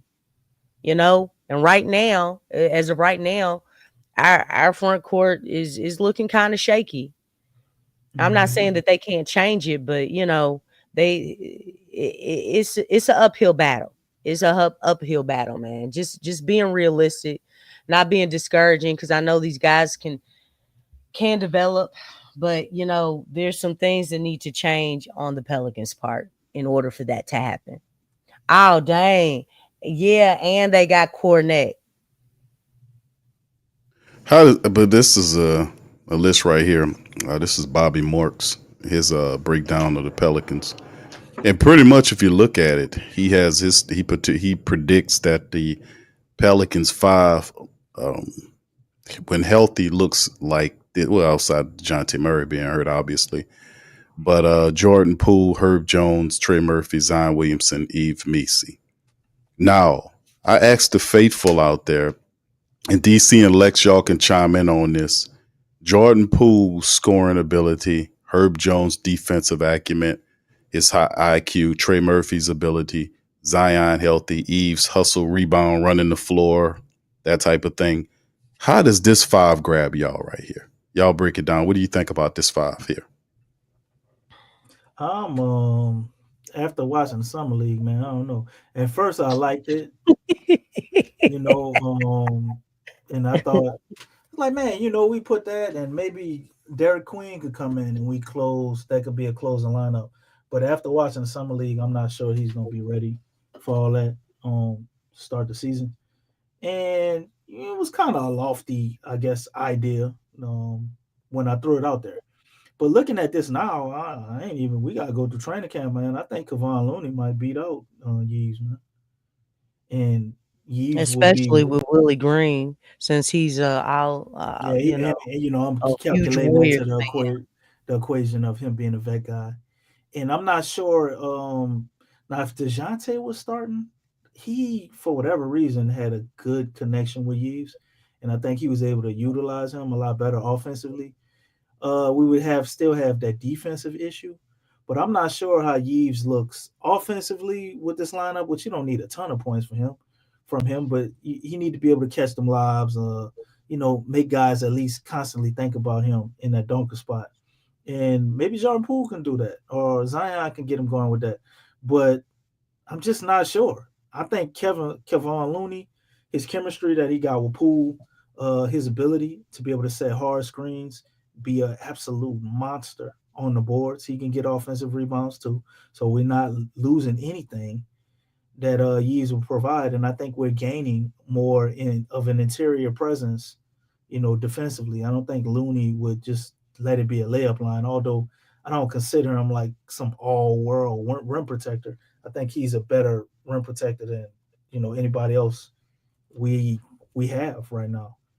And I think that's a major concern, at least for me. Now I know Willie Green runs this defense to where everything is perimeter based and they try to funnel guys into areas or to certain 3-point shots and all of that shit. So maybe they're still doing that. And it don't really matter. Because I remember we had we had him playing center, man. Nobody else in the league played this dude at center. What's his name? We traded him to Bruce Brown. Atlanta. No, Lex, come on now. That was What? David Griffin with that bullshit. Oh boy, we traded with Hulk for Hulk. Talking about Larry Nance, bro. Larry Nance. Larry Nance. Hawk is still on the team. Yeah, we had Larry Nance playing center. Willie Green would just let the man get in there, get all pummeled and down and stuff. Just coming back from injury and put that dude up in there, play him for like 40 minutes. And we couldn't even see 25 minutes from Zion. I'm like, man, go kick rocks. So maybe Yeeves with other guys in the way he looks defensively, maybe it's over exaggeration by me because it wasn't a lot of great play from everybody else. And, defense is a unit. So maybe that's overblown. But looking at this lineup right now, man, I'm almost inclined to put Kevon right there. And it look a lot better. I think we could win some games, but it ain't, the most I guess this ain't putting fear in a lot of people, at least not yet. Mm-mm. Well, especially with the coaching staff being as weak as they are, But they if don't Trey put no takes a leap fear up in you. and Zion is Zion and Jordan Poole is what he was for the Wizards last year, I mean, offensively, we'd be very dangerous. I'm more concerned defensively is what I'm talking about. Like I'm not tripping offensively as long Well, as if we got Zion's Poole, playing Trey, and defense like Zion out he's there. capable of doing, I mean, because we've seen Zion be a two-way player. Him being a two-way player is dangerous, and that makes us that makes the team such a stronger defensive team when he's playing up to par. But at the same time, everybody else got to step up too, because really, Hold it on. seemed like when you look at other teams, they just have more two-way players, and it's not good enough to be no one-way player now. Especially after looking at if you're talking about truly being a contender and not a pretender. Well, first we gotta get to where those words come into play, but in order to be a playoff contender, everybody's got to play both ways. You got to be a two-way player. No, it's just that one-way stuff ain't doing it, man. Yeah. Especially if you're trying to get far. It's just I want to point out this comment while I saw it because I think you tripping, my man, Debo. You entitled to your opinion, but he says Fears has an issue playing in the offense right now, and I absolutely am not sure that's the case because what offense are they yeah. playing What right now? offense? How Yeah, you what how you gonna offense say are they Fears? in? They don't have any direction. That's why I They don't. don't, I think he and would look that's a what lot the problem better is. with a direction and an actual offense. Fears to me is the guy I see. He looked like he was trying to do it the right way. Him and Antonio Reeves, they were trying to play the right way. He was making good passes and dudes couldn't even catch the ball. And then when they caught the ball, they don't finish. So it's like he didn't play Yeah, awesome, but I don't see him as somebody that can't run the offense. yeah, and there's really I no feel that no Debo. He strong wasn't ball playing movement or tonight. player movement. But guys, the spacing didn't seem too great. And anytime you getting Queen, at the 3-point line, and he's just going 1-on-1 from the 3-point line, it ain't it's not transition. There's no pick and roll. What do you expect? Like, it's like, all right, ISO Queen. Like, that's not gonna do it. Especially when the defense or the opponent team is playing as a team. They're moving the Fair ball. enough, Debo. True. They need more organization though. He was getting boxes Yeah. out a lot. I guess I'm a little biased with Fears because I grade him on a curve, man. The dude's 18. Like he's supposed to be in high school. So I kind of grade Fears on the curve a little bit. I'm a little, I guess, more harder on Derek Queen by him being 20 and you just expect more out of him. But I yeah, think it's more so Fears to about that me, pick. it is about the pick, but I think just the things I see out of Fears, at least in my opinion, I kind of compare the two. And Fears is the more mature player right now. He just he's trying to get the team involved. He got more intangibles going on for him. And I think at least me, when I look at point guards, that's like a major thing. And everything else, I think sometimes you can see it work itself out, especially if they're having problems like shooting or scoring or something like that. But obviously you want to see the assist levels at least be decent. But I think Fears has the intangibles, and for a guy so young, I think he actually could man the offense. But I don't think they're gonna have him do that this year. They're probably not gonna really put a lot on his plate till next year.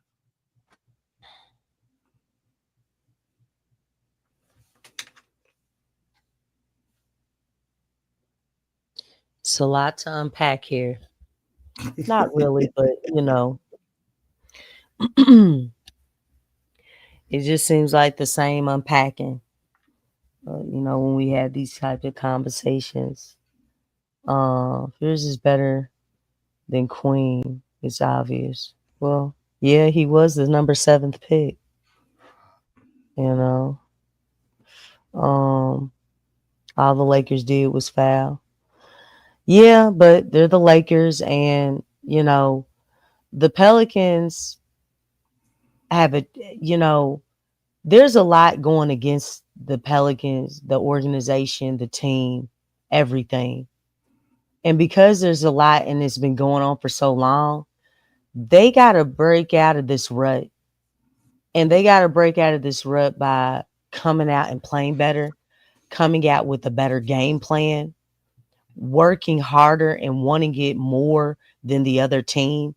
And until we get to that point, it's going to be very difficult to break that pattern, because we've seen it for a while now. The Pelicans are not going to get calls. They're not going to be given anything. It just is what it is. It's like you have to change the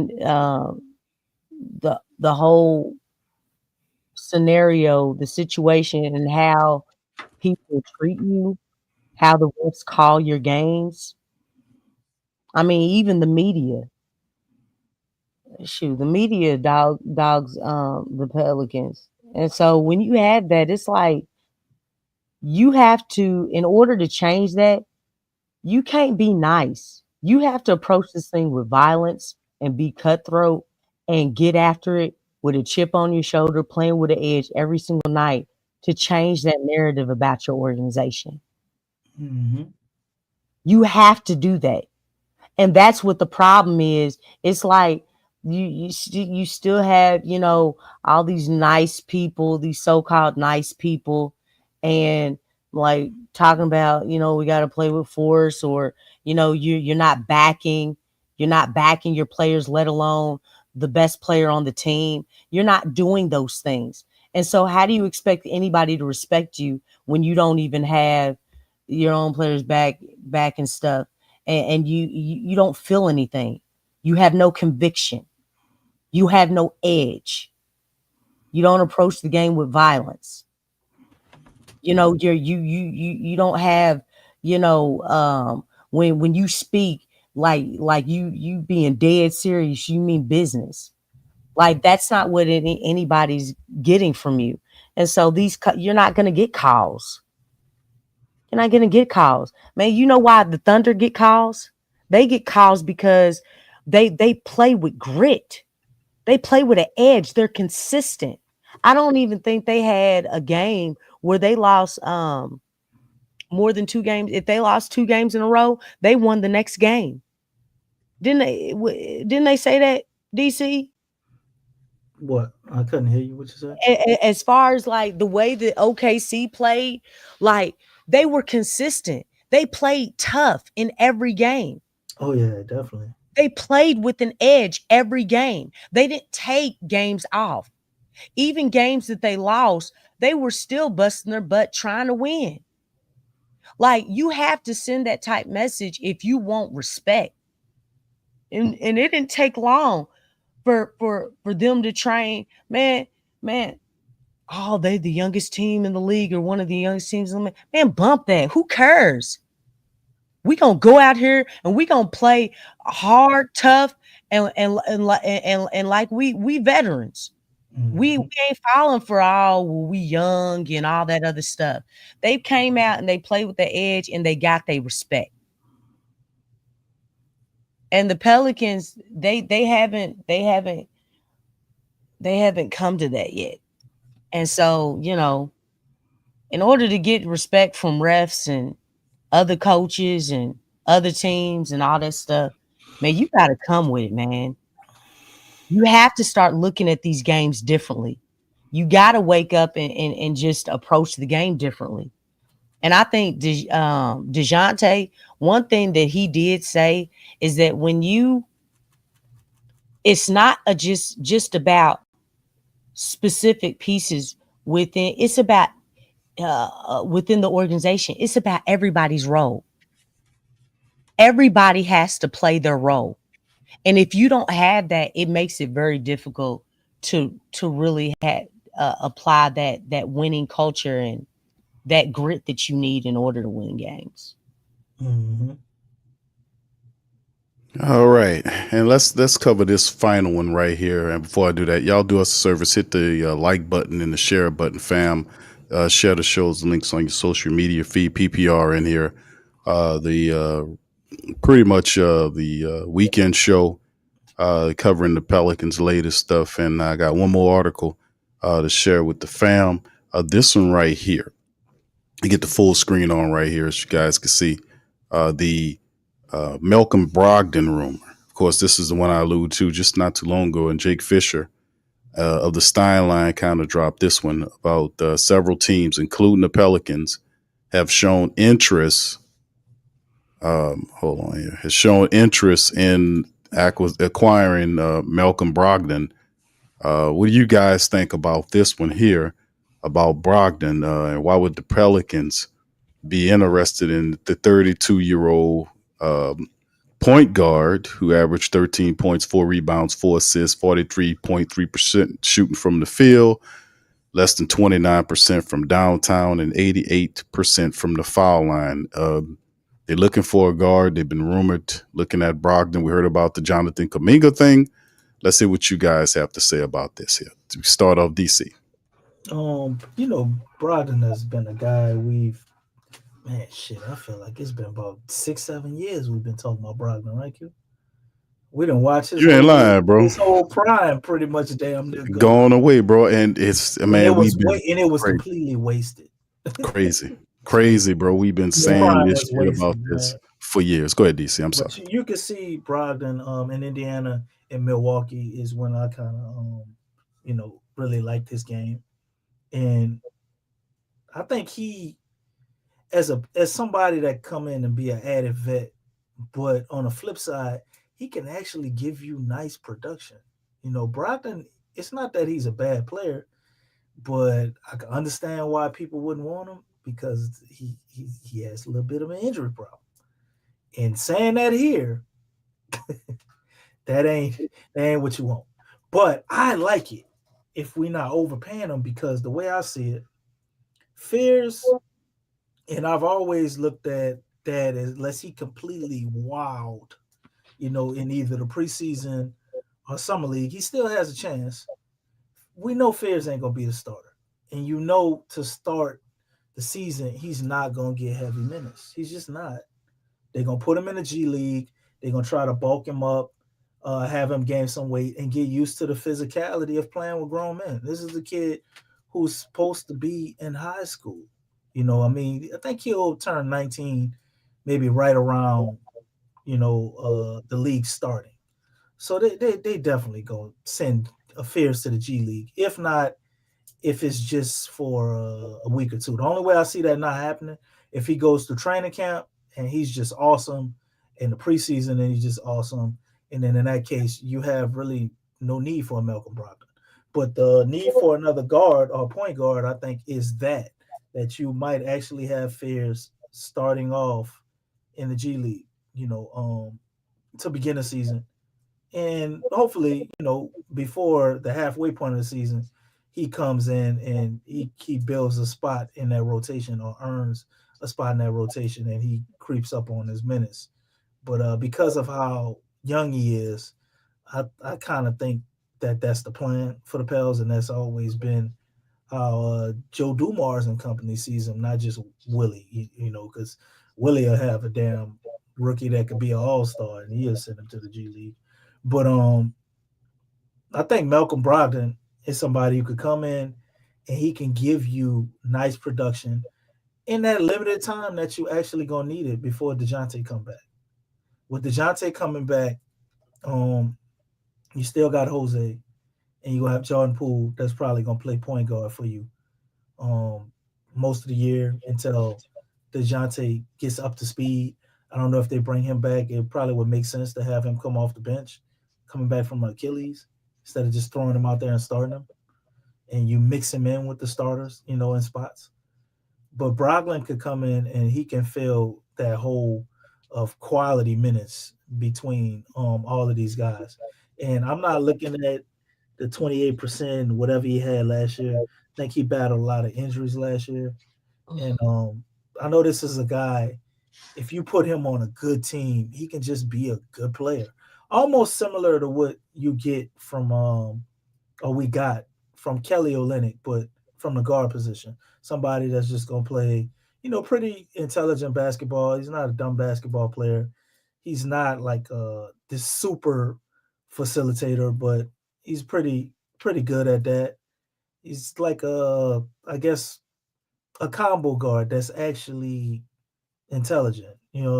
Think maybe offensively to a lesser degree, or a little different than like maybe a Drew Holiday, somebody that could play point guard for you, or kind of shooting guard, but obviously he don't have that defense. And I would say he maybe play makes to the same degree, a little better, and at times can be a better shooter than the Drew version we had with the Pels.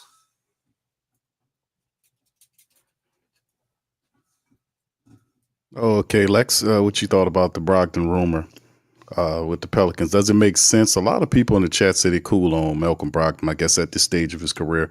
And of course, About the injuries. right. And I feel what why they said that. no, we've been saying the Brogdon thing for a long time. DC is just a shame that they wait to get to the Hurry back up of and his play. career You to only grab need him. about 25 Delay. games from him, though, really. And then, of course, I don't. Even if you did bring Malcolm Brogdon here, What you is he mentioned gonna his do? fit. You mentioned his fit. Somebody's going to get. A vet. No, like You got a not young that type. team. Because he doesn't have a whole lot of speed. You know, You're looking for him to get bench minutes, though, Lex, and possibly spot starter. yeah, he still don't have the greatest speed coming off the bench. Like, I just like at this stage, I feel the same as far as everybody in the chat. I'm good on him. Like you should have, if you were gonna move on him, that should have been like earlier, like you all were saying. Like now, it's almost like how long the Pelicans have done their due diligence on Joe Dumars. You know what I'm saying? It took a long time. They've been looking at him as far as being a VP and stuff. And it's like with him, it's like it's the same thing. Like you were looking at him at one point in time, be like, all right, let's keep studying. Have you done enough studying? Like now it's too late. That ship has sailed. So I'm just like when you look at it and you're looking at the situation right now, they're trying to get up and down the floor. And then I always say this, you're as good as your last hit. What have you done for me lately? What has Brogdon done? I'm looking at some of his game totals. I mean, he was playing pretty well before he got hurt. Like no, that's the thing. He was on the Like, Wizards, so it's like dude had game here at 25, 6 assists, one yeah, steal. This but last year. You know what I'm saying? like 22 really, points. do you really want to bring in a player like that has been dealing with injuries to a team that's been dealing with injuries? I mean, theoretically, no, but I get the vision because you only need him for maybe a quarter of the season playing real minutes. Other than that, he's just gonna be a vet. Because you got to keep. I want the runway clear as it could be for Jeremiah Fears, and I think he would be the perfect guard to get because you need somebody at the beginning of the year at the guard spot, and then he probably gonna get hurt at some way, and you just get the hell out the way for Fears. So that's why I like it, and I like him as a player. I think he's a good player, and you put him around a guy like Zion. If he plays any Zion minutes, you'll see. You know what I'm saying? Because giving him that type of gravity and he can play in space like that, like Brogdon to me is just he's a smart, savvy player. So like his speed and I don't really care about any of that with him. He know how to play basketball. So he can get you buckets and he can do it in an efficient way, an intelligent way. So I would like to explore other options. I just want to see ain't no other. This the best point guard option that's there. If you're So not this talking is about it. him, This is talk the only about thing. Russell We don't Westbrook, got no list. Chris Paul. You got him, and then after that, like who else is out there for a point guard? There ain't nothing else. There ain't nothing else. Unless maybe I'm missing somebody. Somebody can tell me, but I don't see anything else unless You they know got what a makes this great tough value though? player that could turn into something What that makes people this might tough know. is again, it comes back to who the coaching staff is. You know what I'm saying? Like it just it's hard to say with any of this stuff because again, that's an important part of the team. So I don't know, man. I mean, You got Patty Mills. you could be right, DC, but at the same time, like with this team, like there's a lot of uncertainty. And Spencer Dinwiddie signed. Like it ain't a lot of point guards. Kyle Lowry is gone. I don't know if he fits. Yeah. I Tyrus mean, I don't know Jones about and the all fit either, that. and I don't even know D'Angelo if you Russell. have the. Well, I do know they do. This team does not have the coaching staff that will, fit him with the team. Everybody signed. Then I'm looking at point guards like And I can tell you right now, Westbrook, he ain't an option. He definitely ain't no option. That dude is one speed, and that ain't gonna do it. And low IQ as well. That ain't gonna help. Poor decision making, especially in key moments. you want Matt McClung, Lex? You can get the dunk champion. I mean, he. You know what? I mean, I've looked at his game. There's like I feel like he's in a situation that what's that dude's name? The one of the Ball brothers, the one who ain't in the league, him.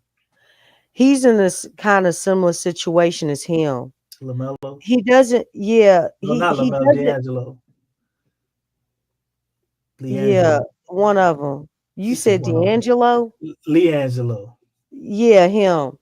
Yeah, it's like Mac, he can dunk and things, but when you look at everything about his game, he really doesn't do any one thing well Hold up, to Lex. me. They got somebody. They got Who? somebody now. Who? Ben Simmons still out there. What you think about Ben Simmons? Go kick rocks, DC. Go kick rocks. Ben Simmons here a two-way guy. That's what No, you go kick want. rocks. Nobody has time for his mental state. Ben Simmons could I guard. He could guard No, centers and like you all know that. what? I don't need to look at nothing else. His mental state ain't even a good state. Don't nobody have like there's already a Willie Green state We could that shock him that back into this that reality, this right? organization don't need to be in. So when you bring in someone who has, and I'm nothing against people with mental health or anything, but that dude's state of mind is just not in a good state. It Okay, really is not. what about Markel Fultz? I think he's still available.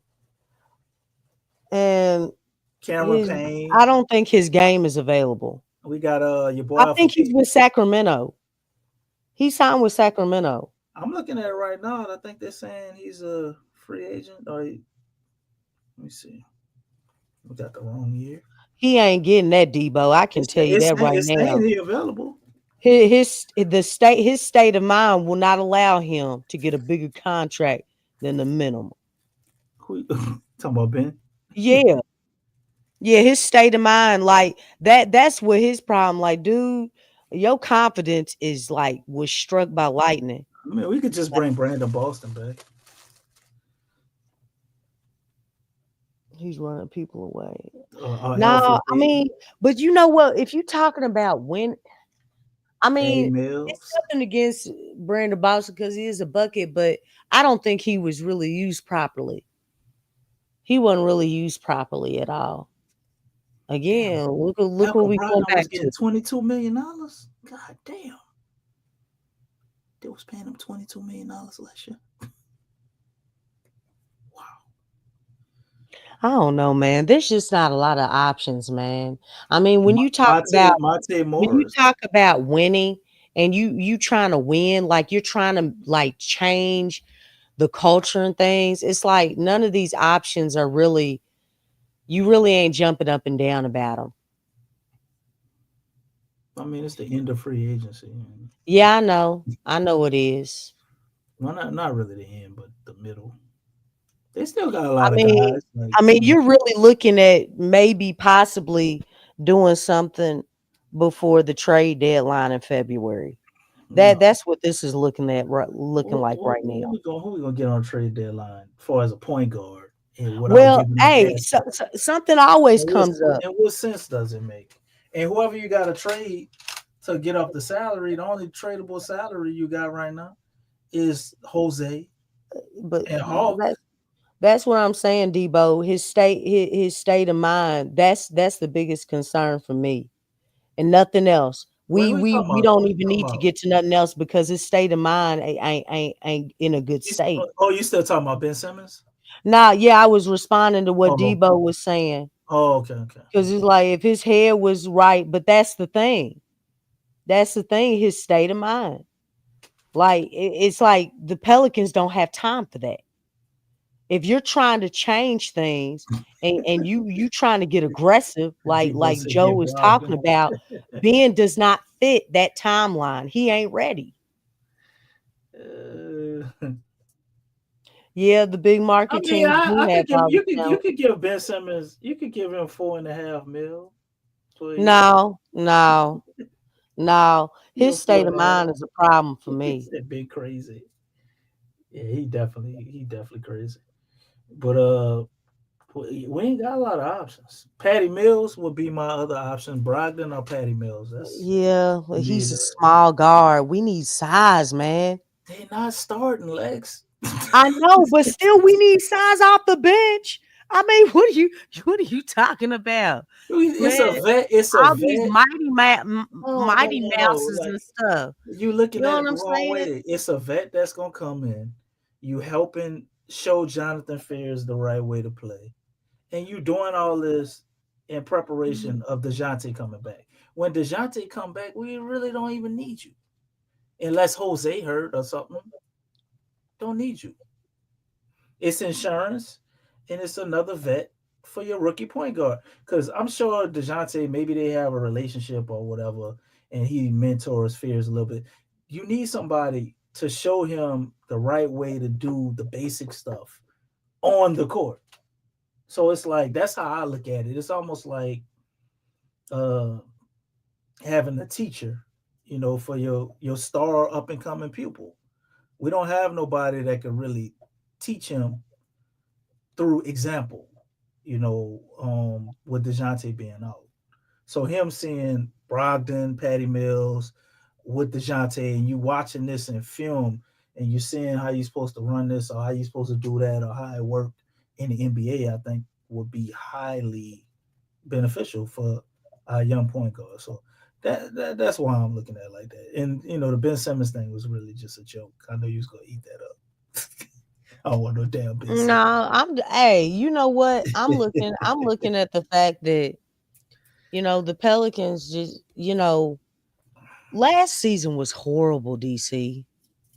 Do we really want to see that junk again? Like it was just so bad. Like so, boy, Q went phone. Like, yeah, I'm trying to see. I'm trying to see like the total opposite of what we saw last season. And I like to think that other people agree. But it was bad. Thomas Bryant available? That wouldn't be a bad signing, Thomas Bryant. He'll be the best interior defender on the team as soon as we sign him. Yeah, and plus he can stretch the floor. A He little. can stretch the floor. I feel like he hustles a whole lot. He dumb as a box of rocks in basketball sense though. But I still think But you know what? They probably keep him since they lost he not Turner. signed. He not signing. Oh, go back up real quick. I'm trying to read these. You going kind of He's going not. kind of He was with the Lakers. Lex, I don't think. What's the way he was with Indiana? yeah. He got traded there. That's right. Yeah, he got traded there from Miami. That's right. Oh wow, Javonte Green. He a free agent. Don't come Cleveland back. didn't want him no more. Don't come back. That's Monte really Morris wouldn't be a bad option either. okay. You can scroll back down. I just want to see. I just want to see. The few people who are on there. Okay. All right. Wendy Waters. Yeah, he got moved to. Markel's with. I thought he was with Sacramento though. He went Sacramento, or was he on a 1-year deal? Yeah. No. There's your boy. There's your boy. There's your boy.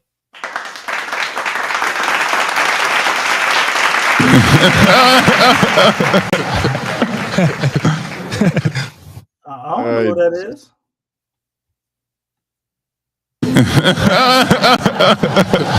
There go DC's favorite guy, Cam Reddish. There you go, DC. Claiming that amnesia. He ain't even got the fro no more. That ain't the same guy. That's DC's Dominique Wilkins, Cam Reddish. He ain't got the fro no more. He's some of the guys, man. It would have been nice to have. I thought Seth was with Charlotte still. Oh, good knees, Lonzo Ball back. That would have been nice. Yeah, some of these guys, it's a mixture of restricted guys. He talked about Cam with Brooklyn.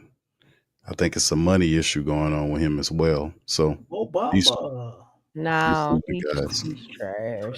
boy horrible. He was dominating the G Bowl. I don't think none of these guys are it, man. You got It's like, when you talk about Brogdon is your best option if you talk about actual talent. Because you ain't getting Chris Paul. There's no way you're getting Josh Giddey.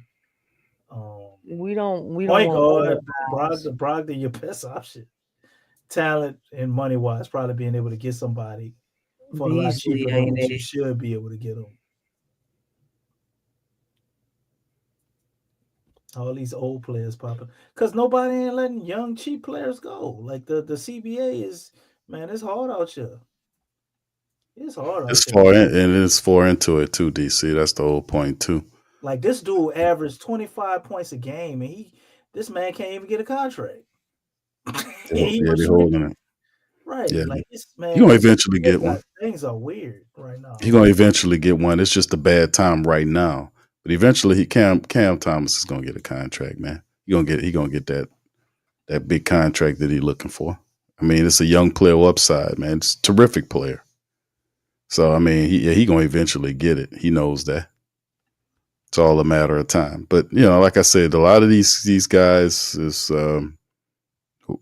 only a few rumors are behind a couple of them. We know about Brogdon, the rumor behind Malcolm Brogdon, the rumor behind what was the other player? Kuminga. And we'll see what the move is. But the Pelicans, and then of course, the option is it could have just been some BS. It could have just been a little smoke screen, something they was feeling at the time. But now they're feeling like, okay, we're just going to see how it goes, because that's where you get to this part of the year. The summer league's already here. We're moving on to the next level or the layer into free agency. So I mean, you've seen them re-up with Herb. You've seen them with the drafting of the young players. They signed the 2 first rounders and the 2nd round pick. They got them under contract. And now it's to see, with the summer league, and then ultimately 2 games remaining in the summer league. What was my screen that I had for y'all? Then we're going kind of dark. I think I got rid of it. But yeah, that's the summer league stuff.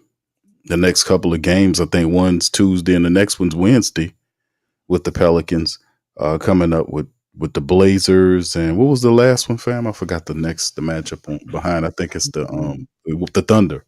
It's the Trailblazers and the Thunder, the next two summer league games. So the Pelicans, man, could find themselves on the outside looking in terms of that. And then we go back into like a little hibernation period, and then we start kicking up again. You might hear some rumors, and who knows what Joe Dumars got going on for the next layer of it or what have you. But we didn't see any additions to the coaching staff. Maybe that's something that'll be added as well going into it, because that's usually something I'll be looking for, is any latest additions to the staff. We know that James Borrego, turned down being a lead assistant for the Knicks, and he's coming back for the Pelicans. Don't do that. What you mean? Don't do that. He ain't turned down shit. James was trying to get out of here. We blocked him from being able to do that. Well, they consider it. Let him go. Well, they consider it a vertical move. So it's. He ain't turn it down. James ready to go, man. He don't want to deal with none of this shit. I mean, he ain't going unless he's a head coach. That's the bottom line. He ain't assistant behind. I mean, he ain't going unless he's a head coach. That's the bottom line. Lead assistant with Mike Brown, Lex, for the Knicks. For the Knicks, they wanted him as his lead. That's the lead assistant. Yeah, I know. And the thing is like, shoot, which is a better situation to come out as head coach? Staying put. So staying put. Happening with the Knicks. Nah, not you. Just hired the guy. He's more likely to be the head coach after they get rid of Willie here than if he went to the Knicks. And I know that. I think that's kind of the feeling that everybody has with Borrego as far as the whole situation, because everybody's anticipating, Borrego is going to step in as the interim coach. I also thought that if I was Joe Dumars and I was ensuring things, not going to just be just cautiously. If I'm running a team as the top guy, I want to try to afford myself as much insurance as possible in case of, I'm not going to be blinded. I'm going to have a plan for everything. So if I go into the season and I have best wishes for Willie Green, if I'm Joe Dumars, but what if Willie fails? Then what's the plan? That's what I was looking for, additions to his staff. Like if bringing in a advisor to help Willie Green, like they've done this before with what was the guy DC from the Phoenix Suns? What was his name? Who was a part-time advisor. He wasn't even getting paid full-time money. He was a part-time advisor. Mike D'Antonio? Mike Antonio. Yeah, there you go. That was horrible. And he hurried up and got rid of that dude too. He was on just stealing money. He was over there in Thailand somewhere sipping Mai. And they were letting him. That's where all the cap space went. You know what I'm saying? Right, but that's what I'm saying. They could still reprise a role like a basketball advisor, and this guy that could be the cover. Like, hey, Willie, listen, we just bringing in this coach right here, Coach Malone, whomever, just to advise you to kind of help such and such out, whatever. I hope they that smart, Q. That's what I was looking for, the coaching.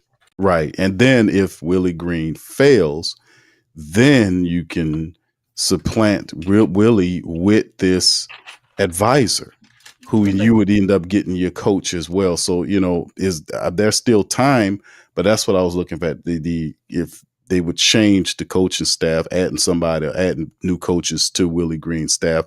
But it appears that if Willie Green does fail in his duties to get the team to perform successfully, James Borrego is the handpicked successor.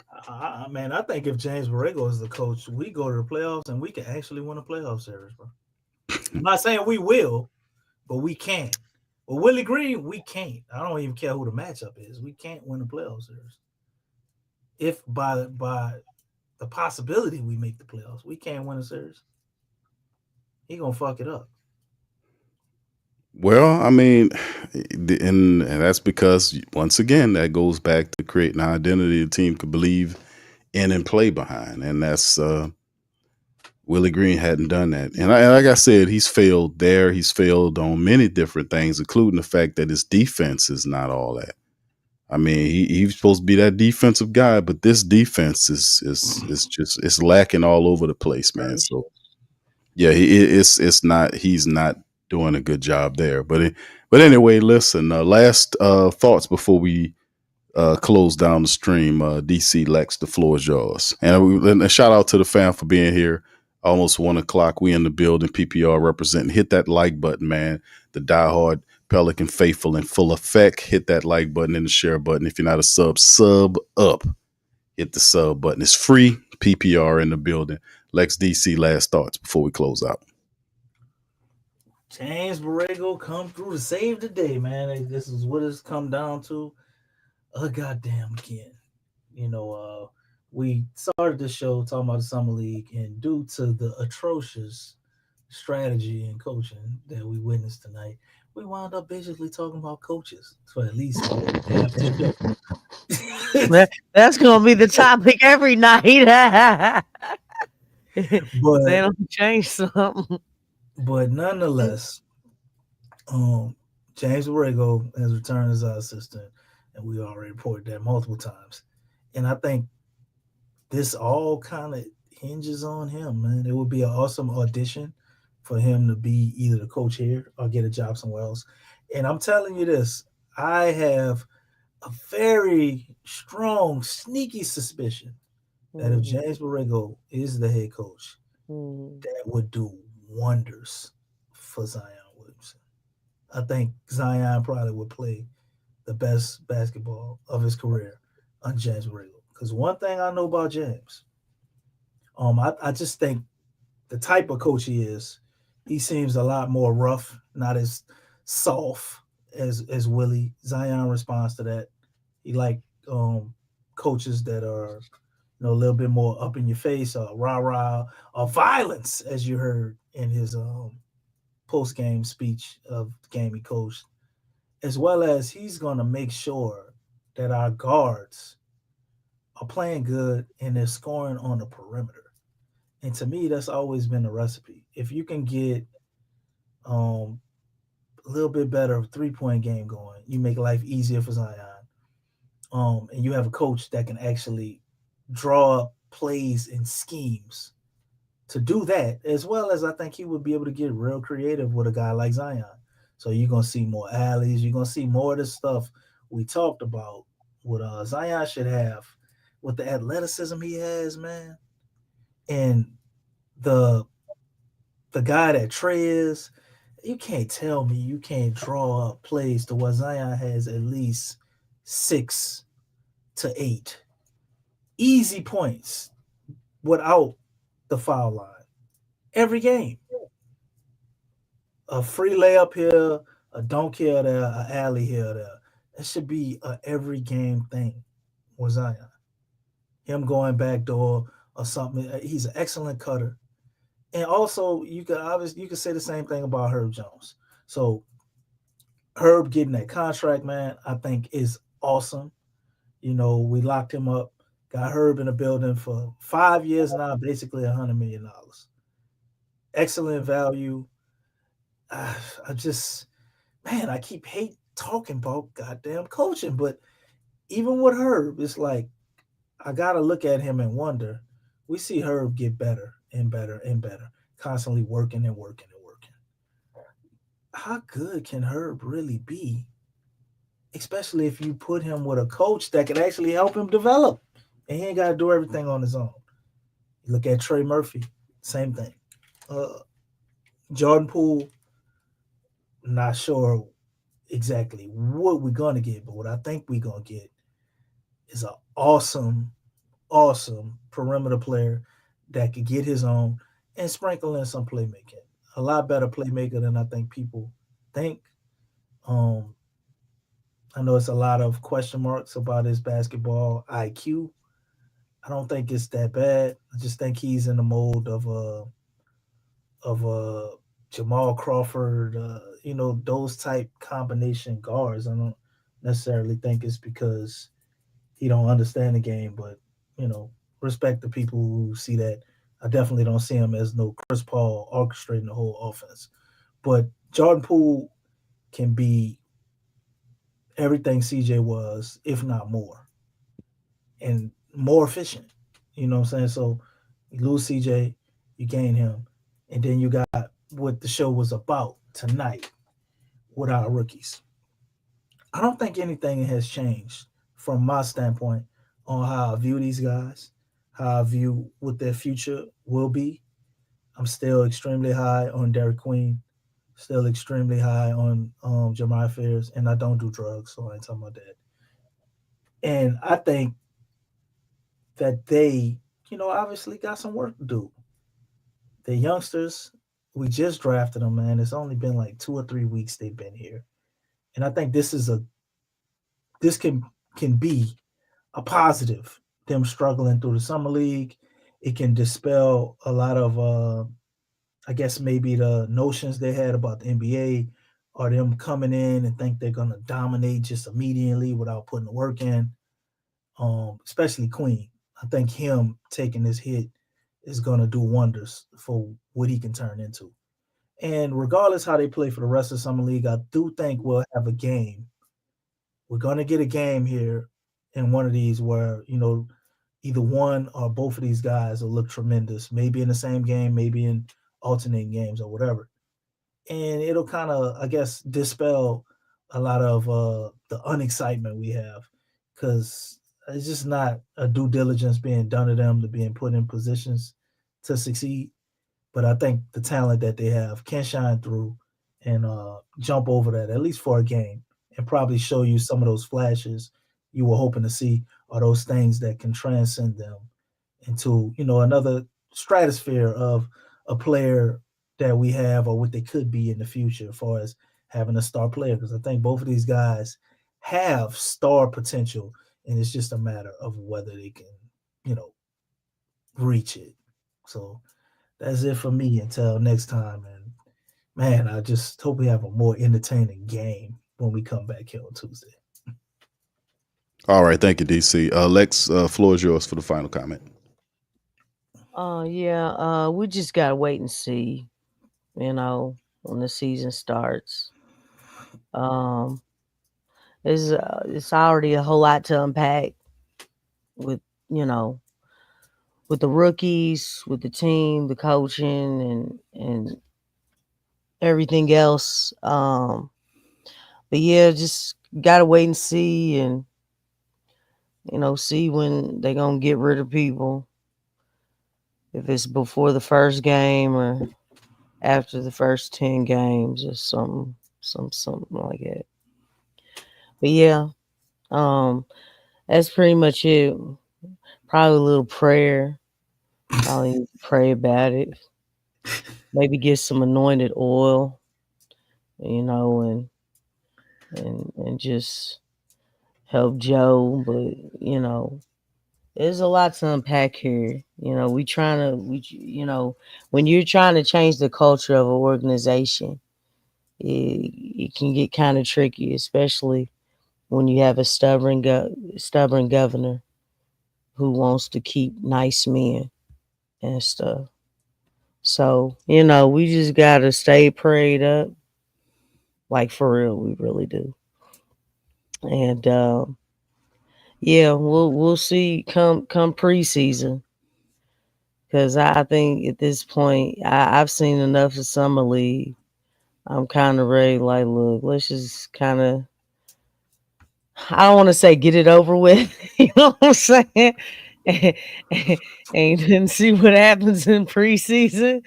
Because obviously you want to have some type of optimism, but I also like to tell the truth, nothing but the truth. So help me God. And if we still have the same coach staff, ain't much happening. But you know, we gonna see. Cause that's all we got, right? Hurry up and wait. All right, that's all I got. All right, yeah, that's all we got for now. And yeah, it's gonna happen pretty fast, man. The season gonna be here before you know it. Watch. All right, so anyway, with that being said, family, we appreciate y'all for being on the live tonight. Do us a service once again. Hit the like button, hit the subscribe button, sub up, and share the show on your social media feed. It helps stream out. Much love to the fam tonight. Once again, we covered the fact the Pelicans lose a G League matchup to the LeBron Son-led, Bronny-led Lakers tonight, 98-90. No, that's wrong. It's actually 94-81. Pelicans dropped to 0-2.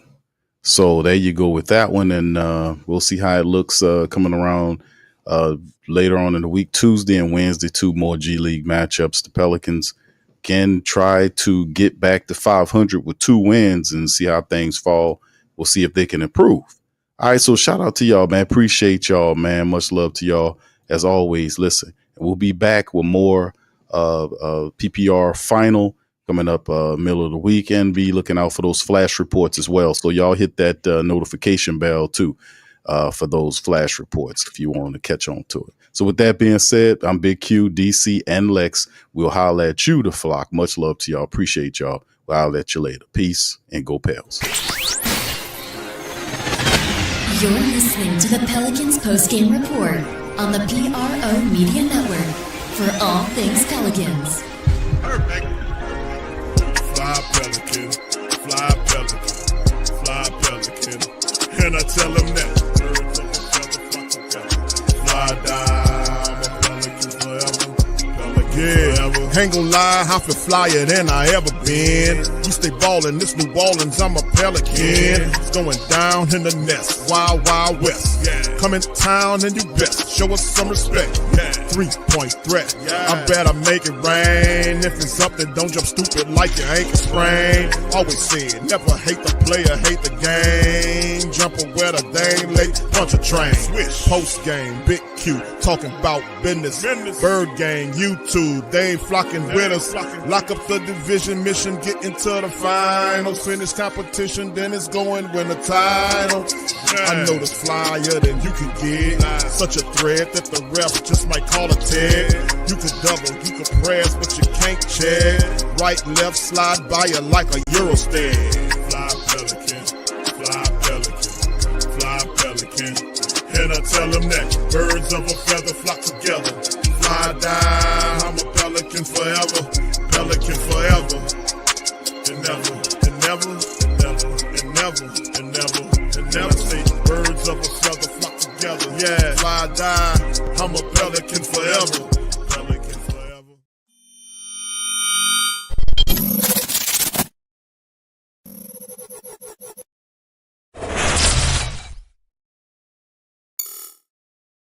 TheWhoThatDaily.com. That's right, TheWhoThatDaily.com. Your one-stop shop for everything New Orleans Saints, New Orleans Pelicans, LSU Tigers, even the top flight boxing news. So if you're a Who That and you're looking for a place to stay up on your team, TheWhoThatDaily.com is your site. TheWhoThatDaily.com for the sport Who That in all of us. That's right, the Pro Shop is the platform store where you can go and buy all the latest merch to support the platform. Available at the Pro Shops, we have dozens of hundreds of products available for you and your family. Unisex tees for men and women, hoodies and sweatshirts, tank tops, kids and baby items, long sleeve tees, mugs, pillows, wall art, bath bedding, face masks, phone cases, stickers, bags, fanny packs, socks, hats, and many other items. Please feel free to check out the Pro Shops. The link is in the description section below. And remember, it helps the platform continue to grow. Check out the Pro Shop and Who That too. Hey, Ryan Reynolds here from Mint Mobile. I first ditched big wireless and started using Mint Mobile way back in 2019. Back then, you could get premium wireless for only $15 a month. Today, Mint Mobile's premium wireless has gone up by... Okay, wow, that's it, zero. It's gone up $0 a month since 2019. That doesn't seem fiscally responsible to me, but again, you're welcome. And I'm not an accountant. hate math, always hated math. True story, I was in math 10A when I was in 12th grade. Being amazing is uncomplicated with Tiege Hanley's simplified skincare system. Here's how it works. Go to Tiege.com, pick your system, and get handsome. 3 simple steps. Wash, scrub, and moisturize. It's that simple. Guys, go to Tiege.com and get started today.